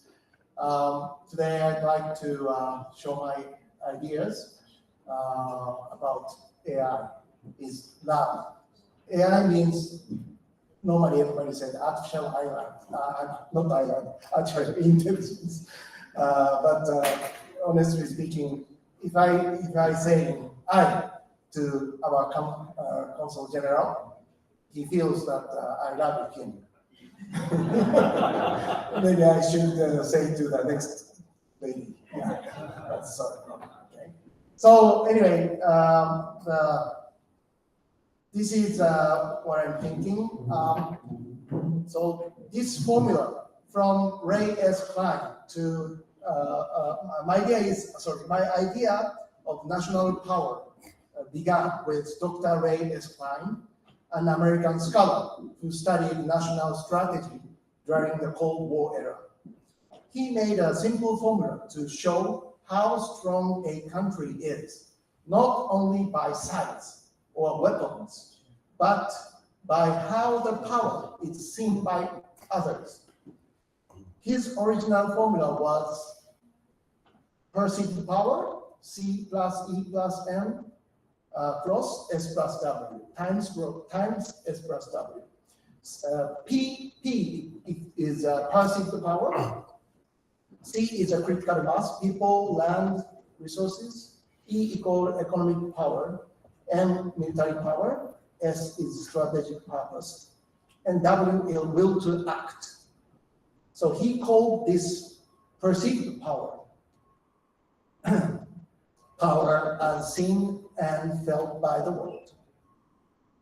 So when I was a graduate student at Waseda Graduate School, Waseda University, I added one more important factor called culture. So I called it in N as a national content, the soft power of a nation. My version was perceived power equal C plus E plus M plus N times S plus W. It means that the real strength of nation comes not only from its army or economy, but also from its culture, education, and shared values. Now, in the age of AI, inspired by Professor Nazuli Chukwuli's idea of AI geopolitics, where is Nazuli Chukwuli? I think she's. Oh, she escaped. I couldn't see, sorry. I need a new airdrop. iDrop, yeah. Okay, sorry. So today she said she cares about AI geopolitics. I'm a politician, so I always focusing on the Mahan geopolitics, Mackinder geopolitics. I read those kind of books and how the operation is very important, and wisdom for the geopolitics is very important. So I have created a new and updated version, PPAI, C plus E plus N plus N plus D plus A times S plus W plus. I mean the will to plus side, where D is digital infrastructure and data sovereignty. A is AI competence and algorithm influence. Psi equal ethical leadership. The heart and conscience of technology. W plus, the new collective will that unties human and AI wisdom. So the key message is, this is not just a formula. It is a new way to understand power in the AI age. In this new world, true national power comes from trust, ethics, and human dignity, not only from machines or data. That is the message behind the Nakayama AI geopolitical power equation. So thank you for listening. Arigatou.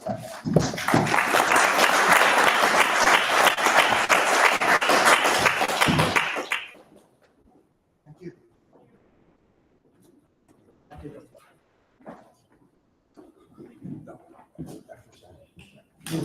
So, yeah, thank you, Joseph, and Sabina, thank you for getting us started. Next, we'll hear from Sandy Pentland, who's been a longtime member of the Boston Global Forum Board, and on the faculty of both MIT and Stanford, so he gets the best of the weather on both sides of the continent. Sandy. Let's see, is this a forward button or? Here's a forward button, okay. Good. So what I wanted to do is talk a little bit about the approach to AI that we're taking, which is something that is grounded in trying to extend law and ethics to AI and trying to actually improve overall performance of the society writ broadly, not just London, using AI as opposed to trying to just do narrow productivity and remove people. So the approach that we have is AI for connecting people. And the idea is that the way society works is with people trading ideas, with people coordinating with each other. And that's a source of great inefficiency and conflict. AI can probably help with that, is the idea. So that's what we're doing. So we built an AI system, which is now being used by cities and in schools and places like that. It's all open source. It's a very sort of simple system that aids people talking together, right? So what we do, most of the work that we do is in groups and teams, and we all know this is painful. So what we did is we built something that is like a mediator, but doesn't contribute facts, doesn't tell you what to do. It listens to people talk, and then says, oh, I hear you saying this, and then some of you are saying that. What do you think? And so it facilitates the thing rather than trying to replace the people. And it can go through several iterations of this. And in the end, what you get is you get a statement that what the group believes and wants, that humans prefer more than twice as much as compared to just the humans talking. So the mediation is dramatically efficient at making humans reach a point of agreement so that they can act, both in terms of speed and in terms of inclusivity, because this discussion is not some deep political thing. These are just comments, like the sort of thing you would do around a dinner table, listening to it and then trying to facilitate that. And we've recently done this, for instance, in Washington, D.C., where the goal was to get people who are too busy to be part of government, people with 2 jobs and 3 kids, to contribute to a conversation. to see what the people really think about things. And what we were able to do is to do that. And we found something that we didn't anticipate and the city government didn't anticipate, which when we asked them the question, what would you like to have be the role of AI in government? And you think about that for a second. What should government do? Well, what the people said is they wanted a personal AI to help them deal with all the complexity of government. They wanted to be on equal footing with all the machinations and rules and so forth to make government serve them. Because there's no way they have the time and the energy to look up all the rules, get with it. And this is something that's fairly clear in terms of what are the ethics of it and the need for it. And it's things that today you can build and actually run on high-end phones or laptops. So we're actually doing that. We've had a collaboration now with Consumer Reports, which is a consumer advocacy group that's almost a century old, trying to help consumers have a personal agent that helps them deal with scams and purchase things and offers and deal with the complexities of normal life. Now, in both cases, there's a legal requirement here, and that is something that's often referred to as a duty of loyalty or being fiduciary. This agent has to do what you need, not what some company needs or what the government needs. Right? It has to represent you the way a doctor or a lawyer would. And so we are collaborating with the Stanford Law School and other entities to be able to establish an industry standard for what it means for AI to be able to faithfully represent individuals.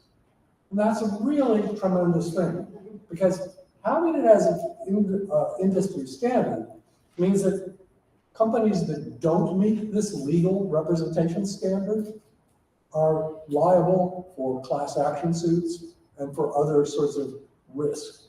And so there's a strong motivation for them to hit that bar. And in fact, California now has a law being considered that will nominate groups like ours to establish the actual legal regulation for AI to be able to be fiduciary. So that's what we're up to. Here's the two websites. You can see all the papers, codes available, it's all for free. This is a public service. And I have a book coming out on the 11th of this month, so very soon, called Shared Wisdom, which talks about this way of thinking about things and the implications that has for government, for bureaucracy, and for the legal system. So, thank you.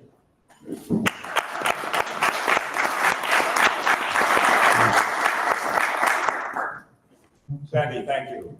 Next, we'll hear from Glenn Weil, who's the lead Microsoft Research, also the founder and chair of Plurality Institute, which seeks to apply technology to promote democracy and support human cooperation. Glenn. Thank you. Great. So I just want to talk a little bit today. I thought this whole session was going to be about digital assets, but it turned out to be about a variety of other things. But I will talk a little bit about digital assets. Next slide. I think the key thing I want to emphasize is that we heard this morning a little bit about just sort of securitizing things, taking things from the real world into the digital world, which has some real value to it and creates liquidity and so forth. But just like building the horseless carriage was not, in the end, the most valuable application of small internal combustion engines. I believe that the things that are most exciting that are going to be empowered by digital assets are actually going to be very different types of social organization that are enabled by the greater fluidity of the digital space, rather than just transportation of things at lower cost to the digital world. So I want to give 3 examples of this. So the first, turning to Joseph's example of Taiwan, is something that Taiwan is famous for having implemented. This was an idea created by Sun Yat-sen, the founder of the Republic of China. It was his attempt to implement Henry George's ideas about land taxation. So what he suggested is that we have assets that are constantly on sale.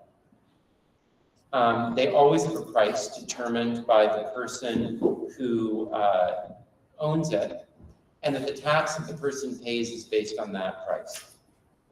So this is a way of forcing people to reveal the true value that they have for their asset, and creating a tax system that is self-enforcing at the same time. So you create more fluid property, no holdout, and you return the value to the public treasury.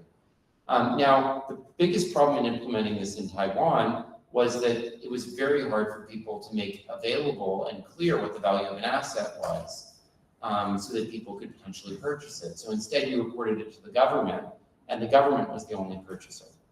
But of course, it's very, very easy then for local governments sort of not to pay attention, not to have the manpower to figure out what the values are, or to be corrupt and not purchase the assets if they're undervalued.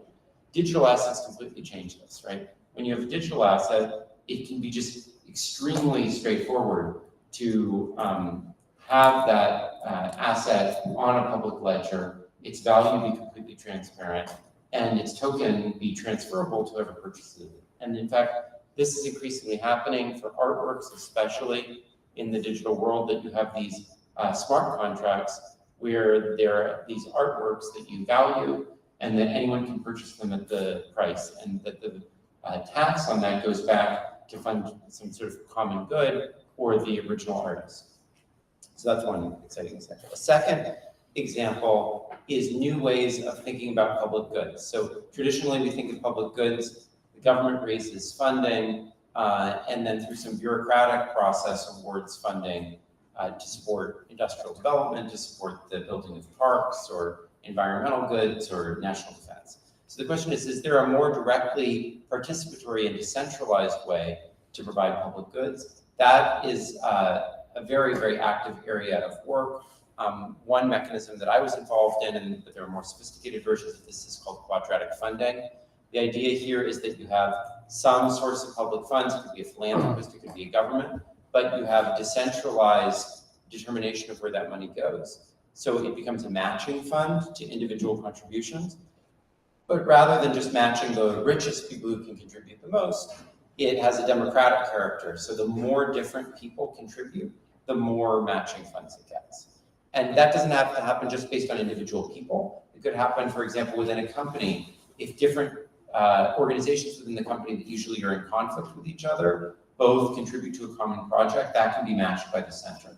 Or if different countries do a joint investment, then there can be a joint investment fund that matches that collaboration, so that you encourage cooperation across the countries without the central governments having to, specify how that cooperation occurs, et cetera.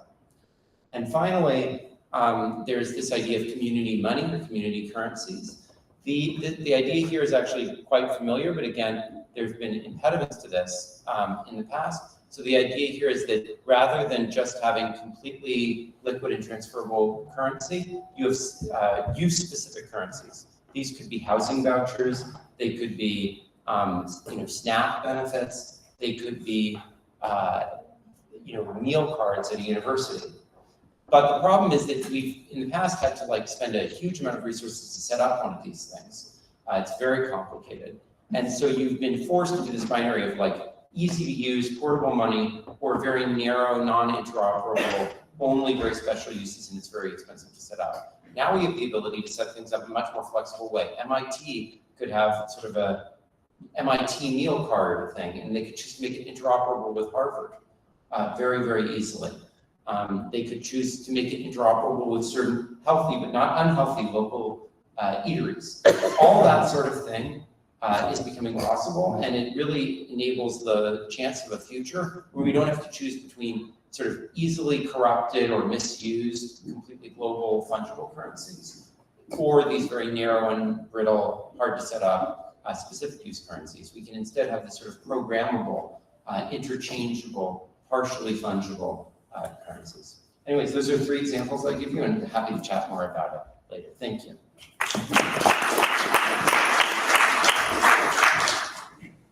Right, thank you. Next we'll hear from old friend of the Boston Global Forum, Jeff Saviano, senior lecturer at MIT Sloan School of Management, affiliated also with Harvard's Safra Ethics Center. Yeah. Thank you. Longtime friend, I should have said that, old friend. Oh, thank you. Thank you. I do feel very old. I appreciate the distinction. That's an important one. Hello, good morning. Great to see everyone. Still morning. Am I the last speaker? No, we have one more. Okay, it's always difficult though, speaking last in a great, towards the end of a great program like this, because I've completely changed the remarks that I want to make based on all of the wonderful comments that were made. As Tom said, I lead a team here at Harvard at the Ethics Center, focused on developing new AI governance and ethics models for business leaders. And I also just started teaching the same AI ethics and governance at Sloan. But I just stepped away from an experience. I was, for 32 years, I was at the consulting firm EY. In my last few years, had the joy of spending all my time meeting with corporate boards and C-suites on matters of AI and emerging tech governance and ethics. And we met with over 100, sort of picked our heads up after 100 of those meetings. And I want to share some of those lessons today. But I'd like to start, if it's okay, with the quote that entered the second keynote today. If I could start with that again. The key message from our second keynote in this section: true power in the AI age is not only in machines or data, it is in the trust, ethics, and dignity that guide them. And I just wanted to stress and to highlight that. I really appreciate that point. Up till now, almost all of the focus I've been finding on emerging tech governance and ethics issues has been at the big technology companies that are developing these systems, sort of the big 5 companies that are developing them. And we started our research effort here to focus instead on the deployment side. Well, what about the healthcare companies? What about insurance companies and financial service companies that have an obligation, as Sandy said, a fiduciary obligation? How are they adapting those systems? Because frankly, none of the topics that we're talking about today, frankly, I don't think any of this scales unless we can address these governance issues at the companies that are deploying these technologies. The average age of a corporate board director is 67. I just want to be careful when I say that, because there are a lot of amazing people, 67 and older, who understand technology and they know how to govern technology. But many of those leaders would say that they're not in that class. They're not digital natives. The Fortune 500 companies, every one of those companies has a corporate board. Average size of a corporate board is 11. If you do the math, there are some here, if you do it quickly, that's 5,500 directors, but that's not the case. We have professional directors in the world, and it's always amazing to me. We actually studied this, and we found that there's only 4,300 corporate board directors in the Fortune 500. You could take the wonderful Bright Arena where Harvard plays its hockey games. You could have a morning session and an afternoon session. You could have every board director at the Fortune 500 for a day, and amazing to think how you could influence those directors. And so that's the work that we're trying to do, is to influence those directors. The existing governance models that companies have, again, the only way this scales is that we can attack this at the deployment level. And the only way it scales is if those companies can take the governance models that they have been using, which frankly are now antiquated, and adjust those. For example, they are built on quarterly reviews. If you're lucky, you'll have a quarterly review of technology that's at the board level. It'll be compliance focused, and we've already established that compliance, we know, is lagging the power of this great technology. I'm of the belief that it will always lag. I don't believe that many governments, there will be exceptions, but I don't believe many governments really want to take a heavy hand to this technology for fear of stifling innovation. And so as a result of that, the pressure is put on boards. I'll tell you a quick story. Just a year ago, we had 25 corporate board directors here at the university at Harvard Business School. And one director from one of the biggest banks in the world stood up and said, we have a problem. We have an AI system that has reached our board. And the development team acknowledged that it was biased against 5% of the population, and they came to the board for guidance. That's a reasonable ask for a company. Why not go to the senior leaders and ask for guidance? Immediately, one of the directors said, well, it's only 5%.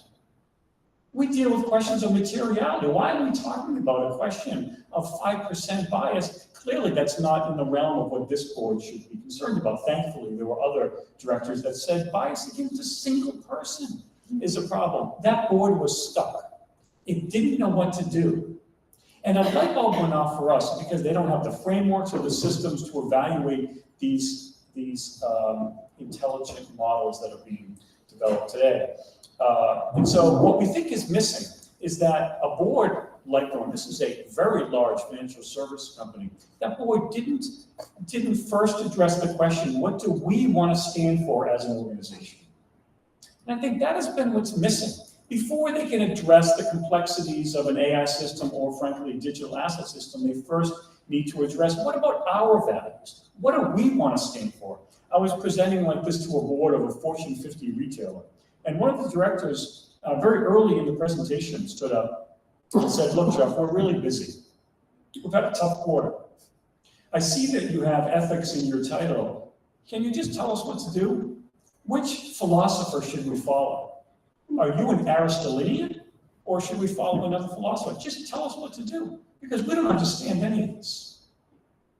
Think about that. AI is incredibly complicated, and ethics is unbelievably intimidating.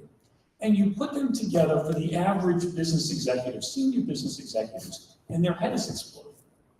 And so a lot of our work is to help companies in working with boards on questions of those systems. For example, today, only 13% of the S&P 500 have a technology committee at the board level. Even less than that have an ethics committee within the company. We think that is a great place to start. I've been on record to say every company, without exception, can benefit from some technology committee and responsible technology committee at the board level. And that's been faced with some criticism because people will say, surely there are some exceptions. I don't think that there are. It could be an ad hoc committee. You could engage that committee for a single day, or you could engage it permanently. The point is that we need boards and we need senior executive teams to have a focus like that. One of the areas that we studied was, and Sandy mentioned the fiduciary duty. The first 6 months of our research, we went so deep into understanding the corporate governance case law. What are those fiduciary obligations that companies have? And we tried to apply those rules to AI systems. And we found that there's a series of cases that say that if a risk to an organization is mission critical, or if there's risk to society that the company messes up, that is mission critical to the reputation of the company, the courts say we expect more from those business leaders. They expect, quote, a more cogent governance than many of those companies have been providing. And so then we had a case just 2 years ago where the courts determined that cybersecurity is mission critical, meaning the heightened oversight is triggered. If cybersecurity is mission critical for most companies, how they're using their AI systems and perhaps digital asset systems are also mission critical. We expect more, but they don't know what to do. Then we had a case involving Boeing. The shareholders got really upset with Boeing.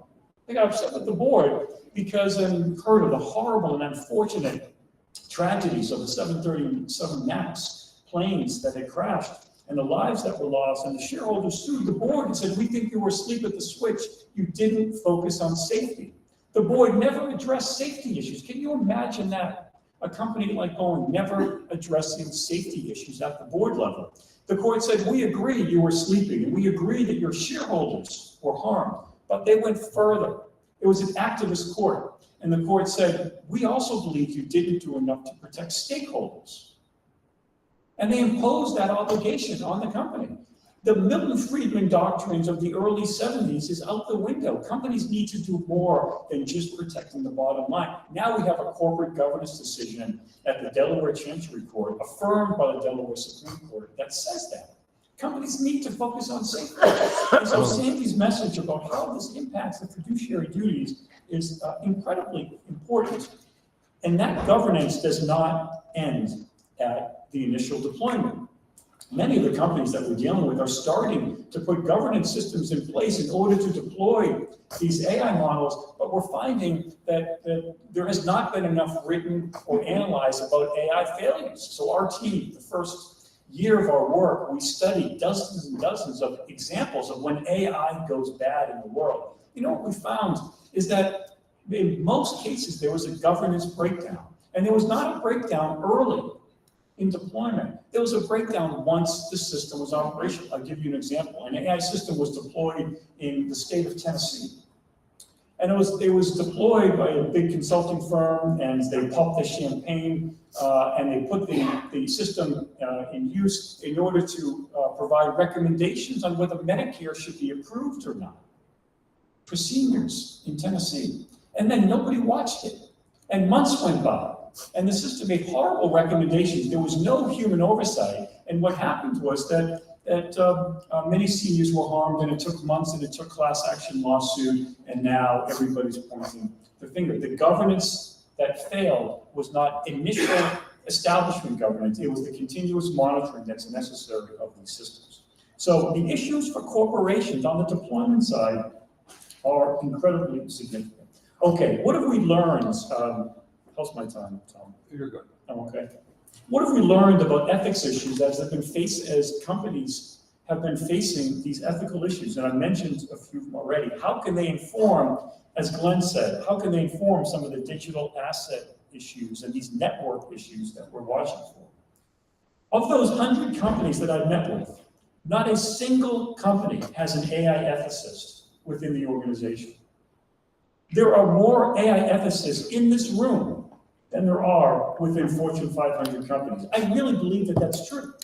I've yet to meet a company. Maybe there was one, but I don't think the person was really a true AI ethicist. So what happens? What happens then is that companies take a chief technology officer who is very focused, or an AI leader, and they have a chief ethics and compliance officer who frankly has been focused more on employee misconduct than anything else. And they try to merge those two individuals together.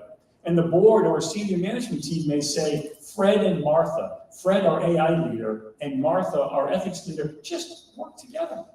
Sort of mash them up and create an AI ethicist, and it never works. It doesn't work. It's left brain, right brain. It is opposites do not attract.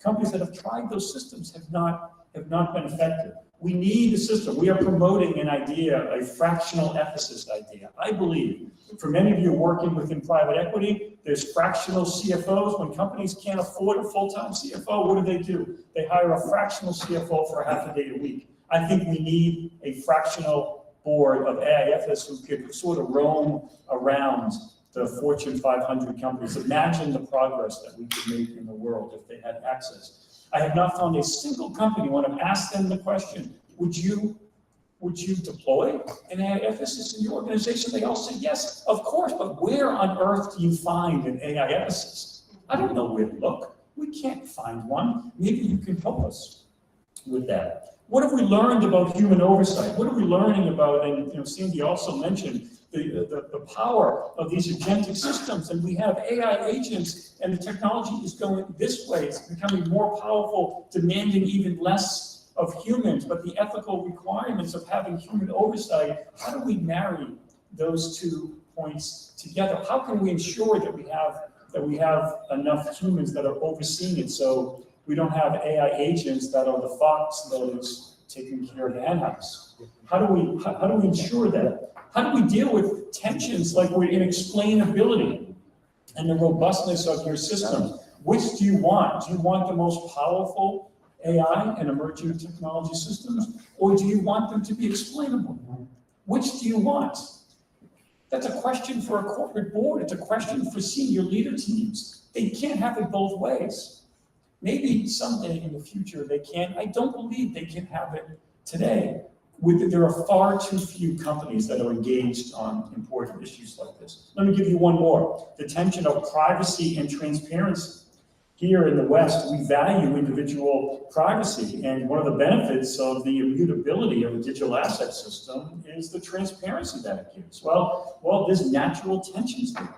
There's tensions in the West with personal privacy and the transparency that some will demand from these immutable systems. That's very different from the ethics that are in the East, where frankly, most of the focus is on what's good for the majority is good for everyone. That's very different. One of the questions I get all the time from companies is, can we have a global ethics standard? And I think the answer is no, we can't. Ethics is very different. I don't think some days we can have a US standard as divided as we are. These are very, very difficult issues. One of the other points that keeps coming up, and an ethical issue, is the protection of workers. I'll tell you a quick story. I was part of the team that presented to a leader of a worker unit of 10,000 workers. This leader happened to be at a foreign government. 10,000 workers, and we were talking about automation, which we believe you probably could cut 25% of the workforce. That leader was very respectful, sat through an hour presentation at the end, stood up and said, thank you, what a wonderful presentation. We agree, there's a lot that we can do here, and there's so much that we want to move forward on, and people were excited, they were getting ready to leave, and the leader said, but just wait 1 second, there's one condition.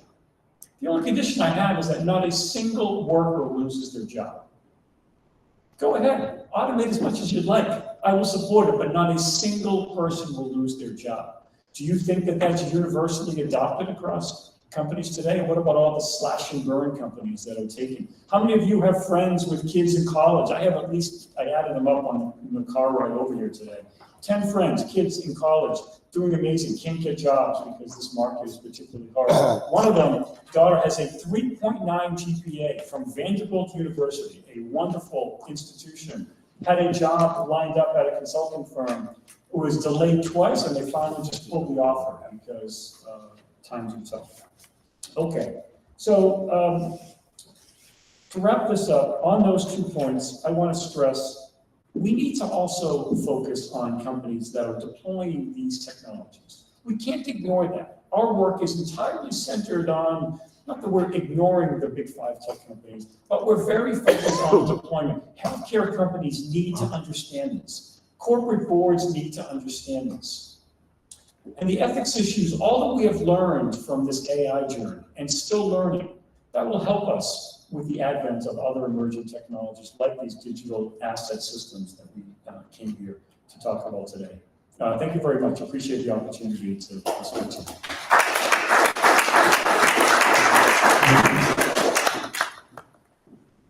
Jeff, thank you.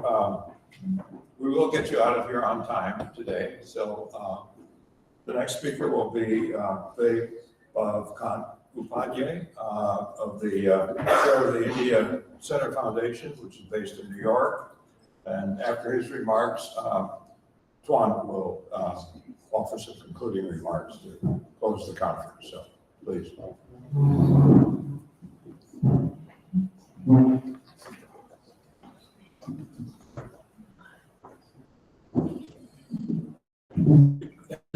Friends. I'd like to make a small introduction based in New Delhi and Tokyo. And, friends, that's a big part.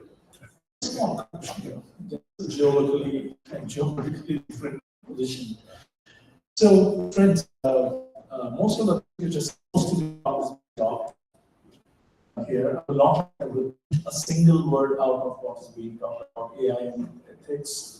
And what can be done. I would like to bring out to notice what is not taught and the most serious point in AI and ethics and digital assets, which needs a urgent attention by us and the world.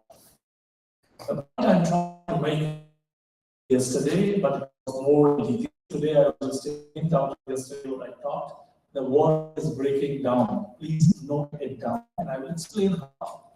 The world is breaking down because the resources which we require today to support the development model designed out of exploitation as limits. I have data worth 11,000 pages, which I can send to PDF. You can please circulate it. We are pretending that we are okay. The country of Japan is wonderful, but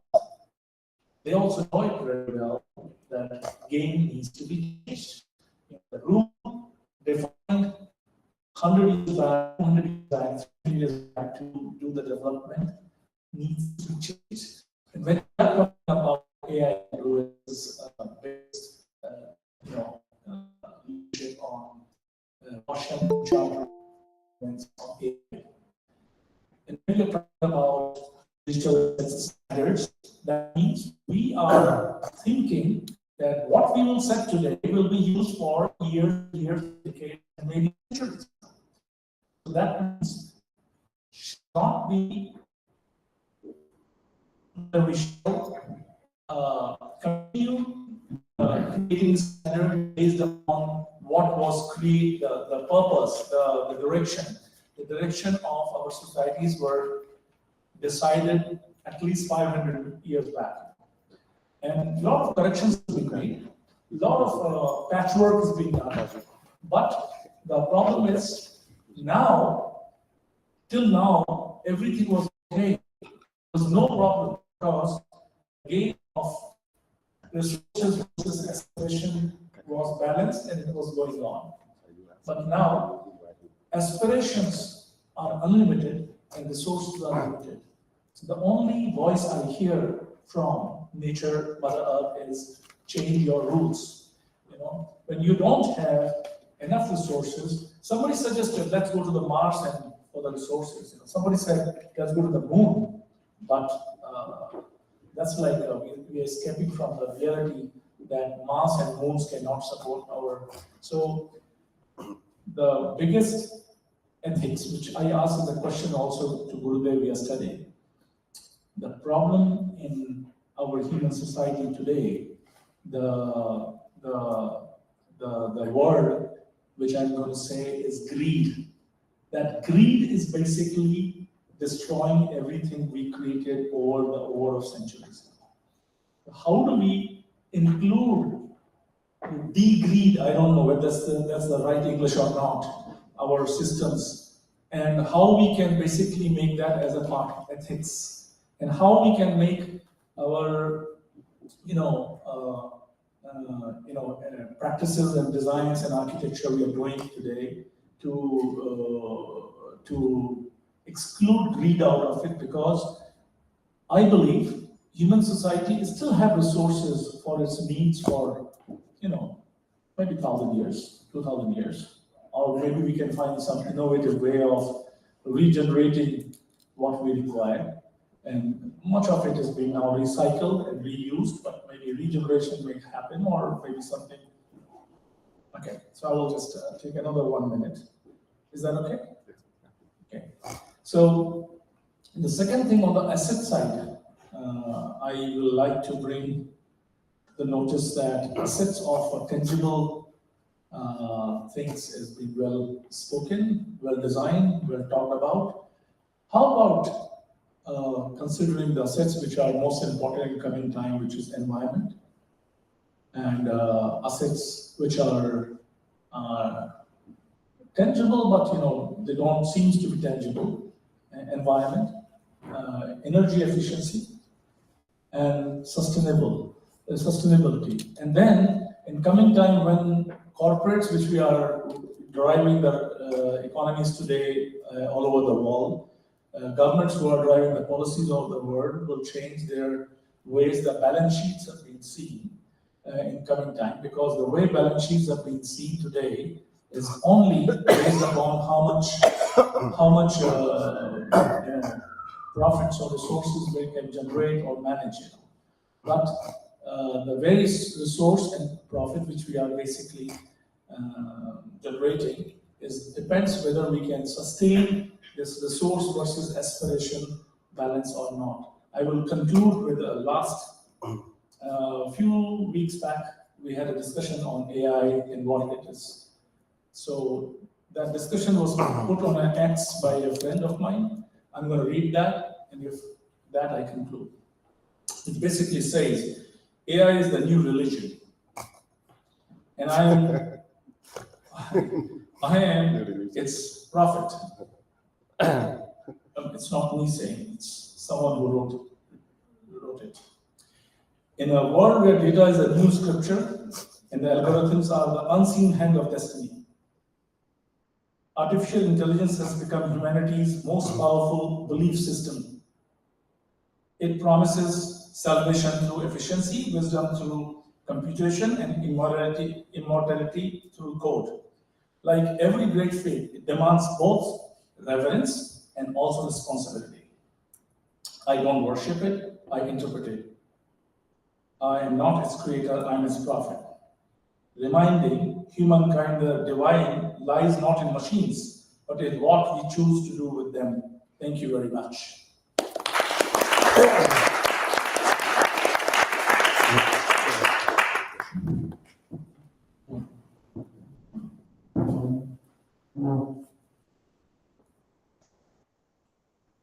Before I conclude, I would like to hear one business leader, young business leader from Japan, Takaju. Discuss a little bit. You can stand there about. No, you can stand there about AIWS digital asset standard.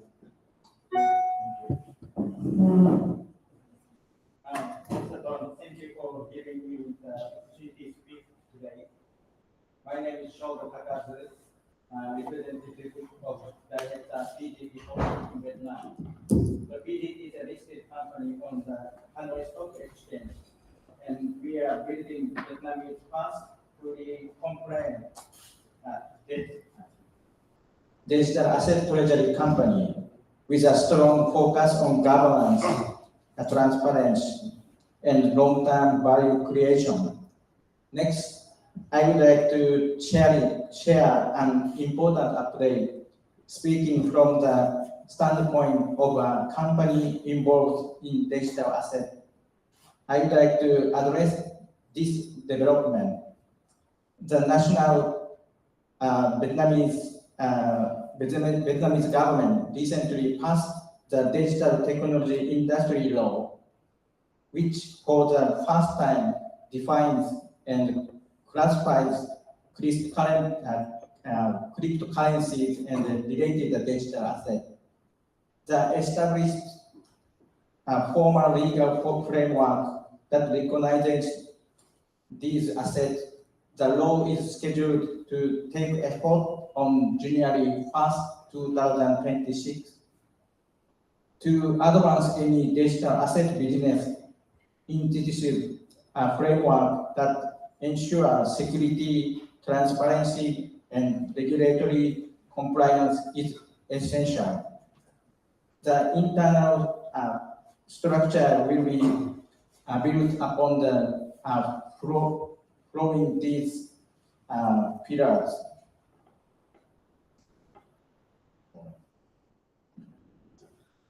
First is regulatory custody and multiple signature governance. And second is the development of the international SOPs. And third, compliance, governance, accountability. So that digital asset treasury structure is a building on the 4 pillars: regulatory custody, multiple signature governance, standardized international SOPs, and fully auditability. This positions our company as a first fully compliant digital asset treasury company in Vietnam and ASEAN. Thank you for your time and attention.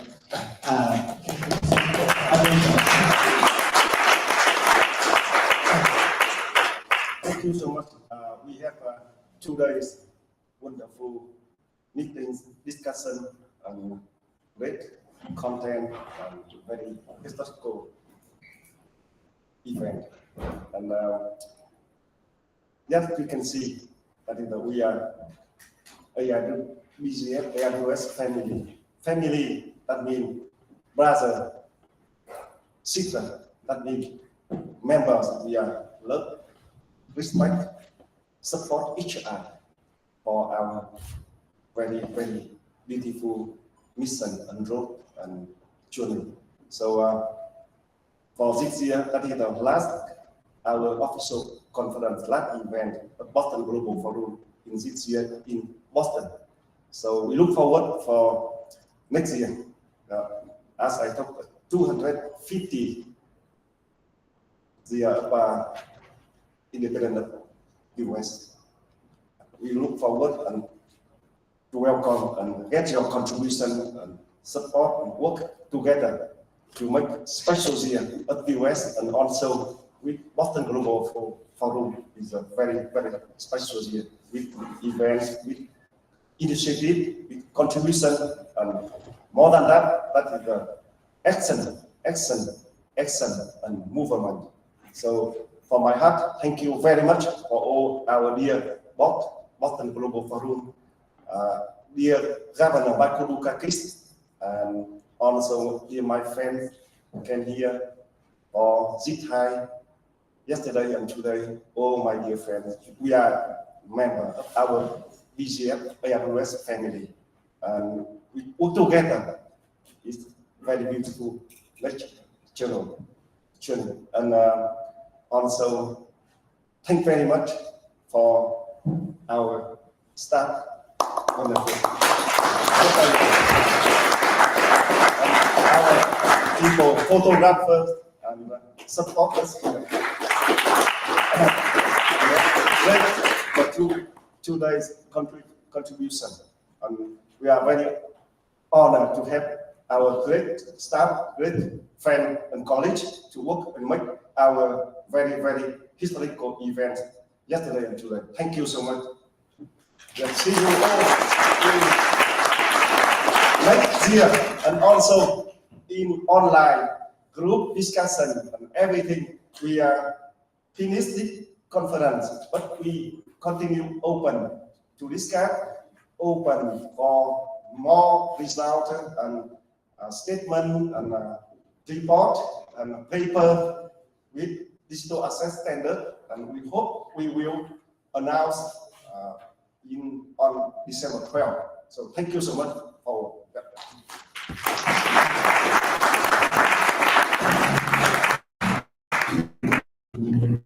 If anyone wants to know more about what I want to talk in my book class. Thank you for coming.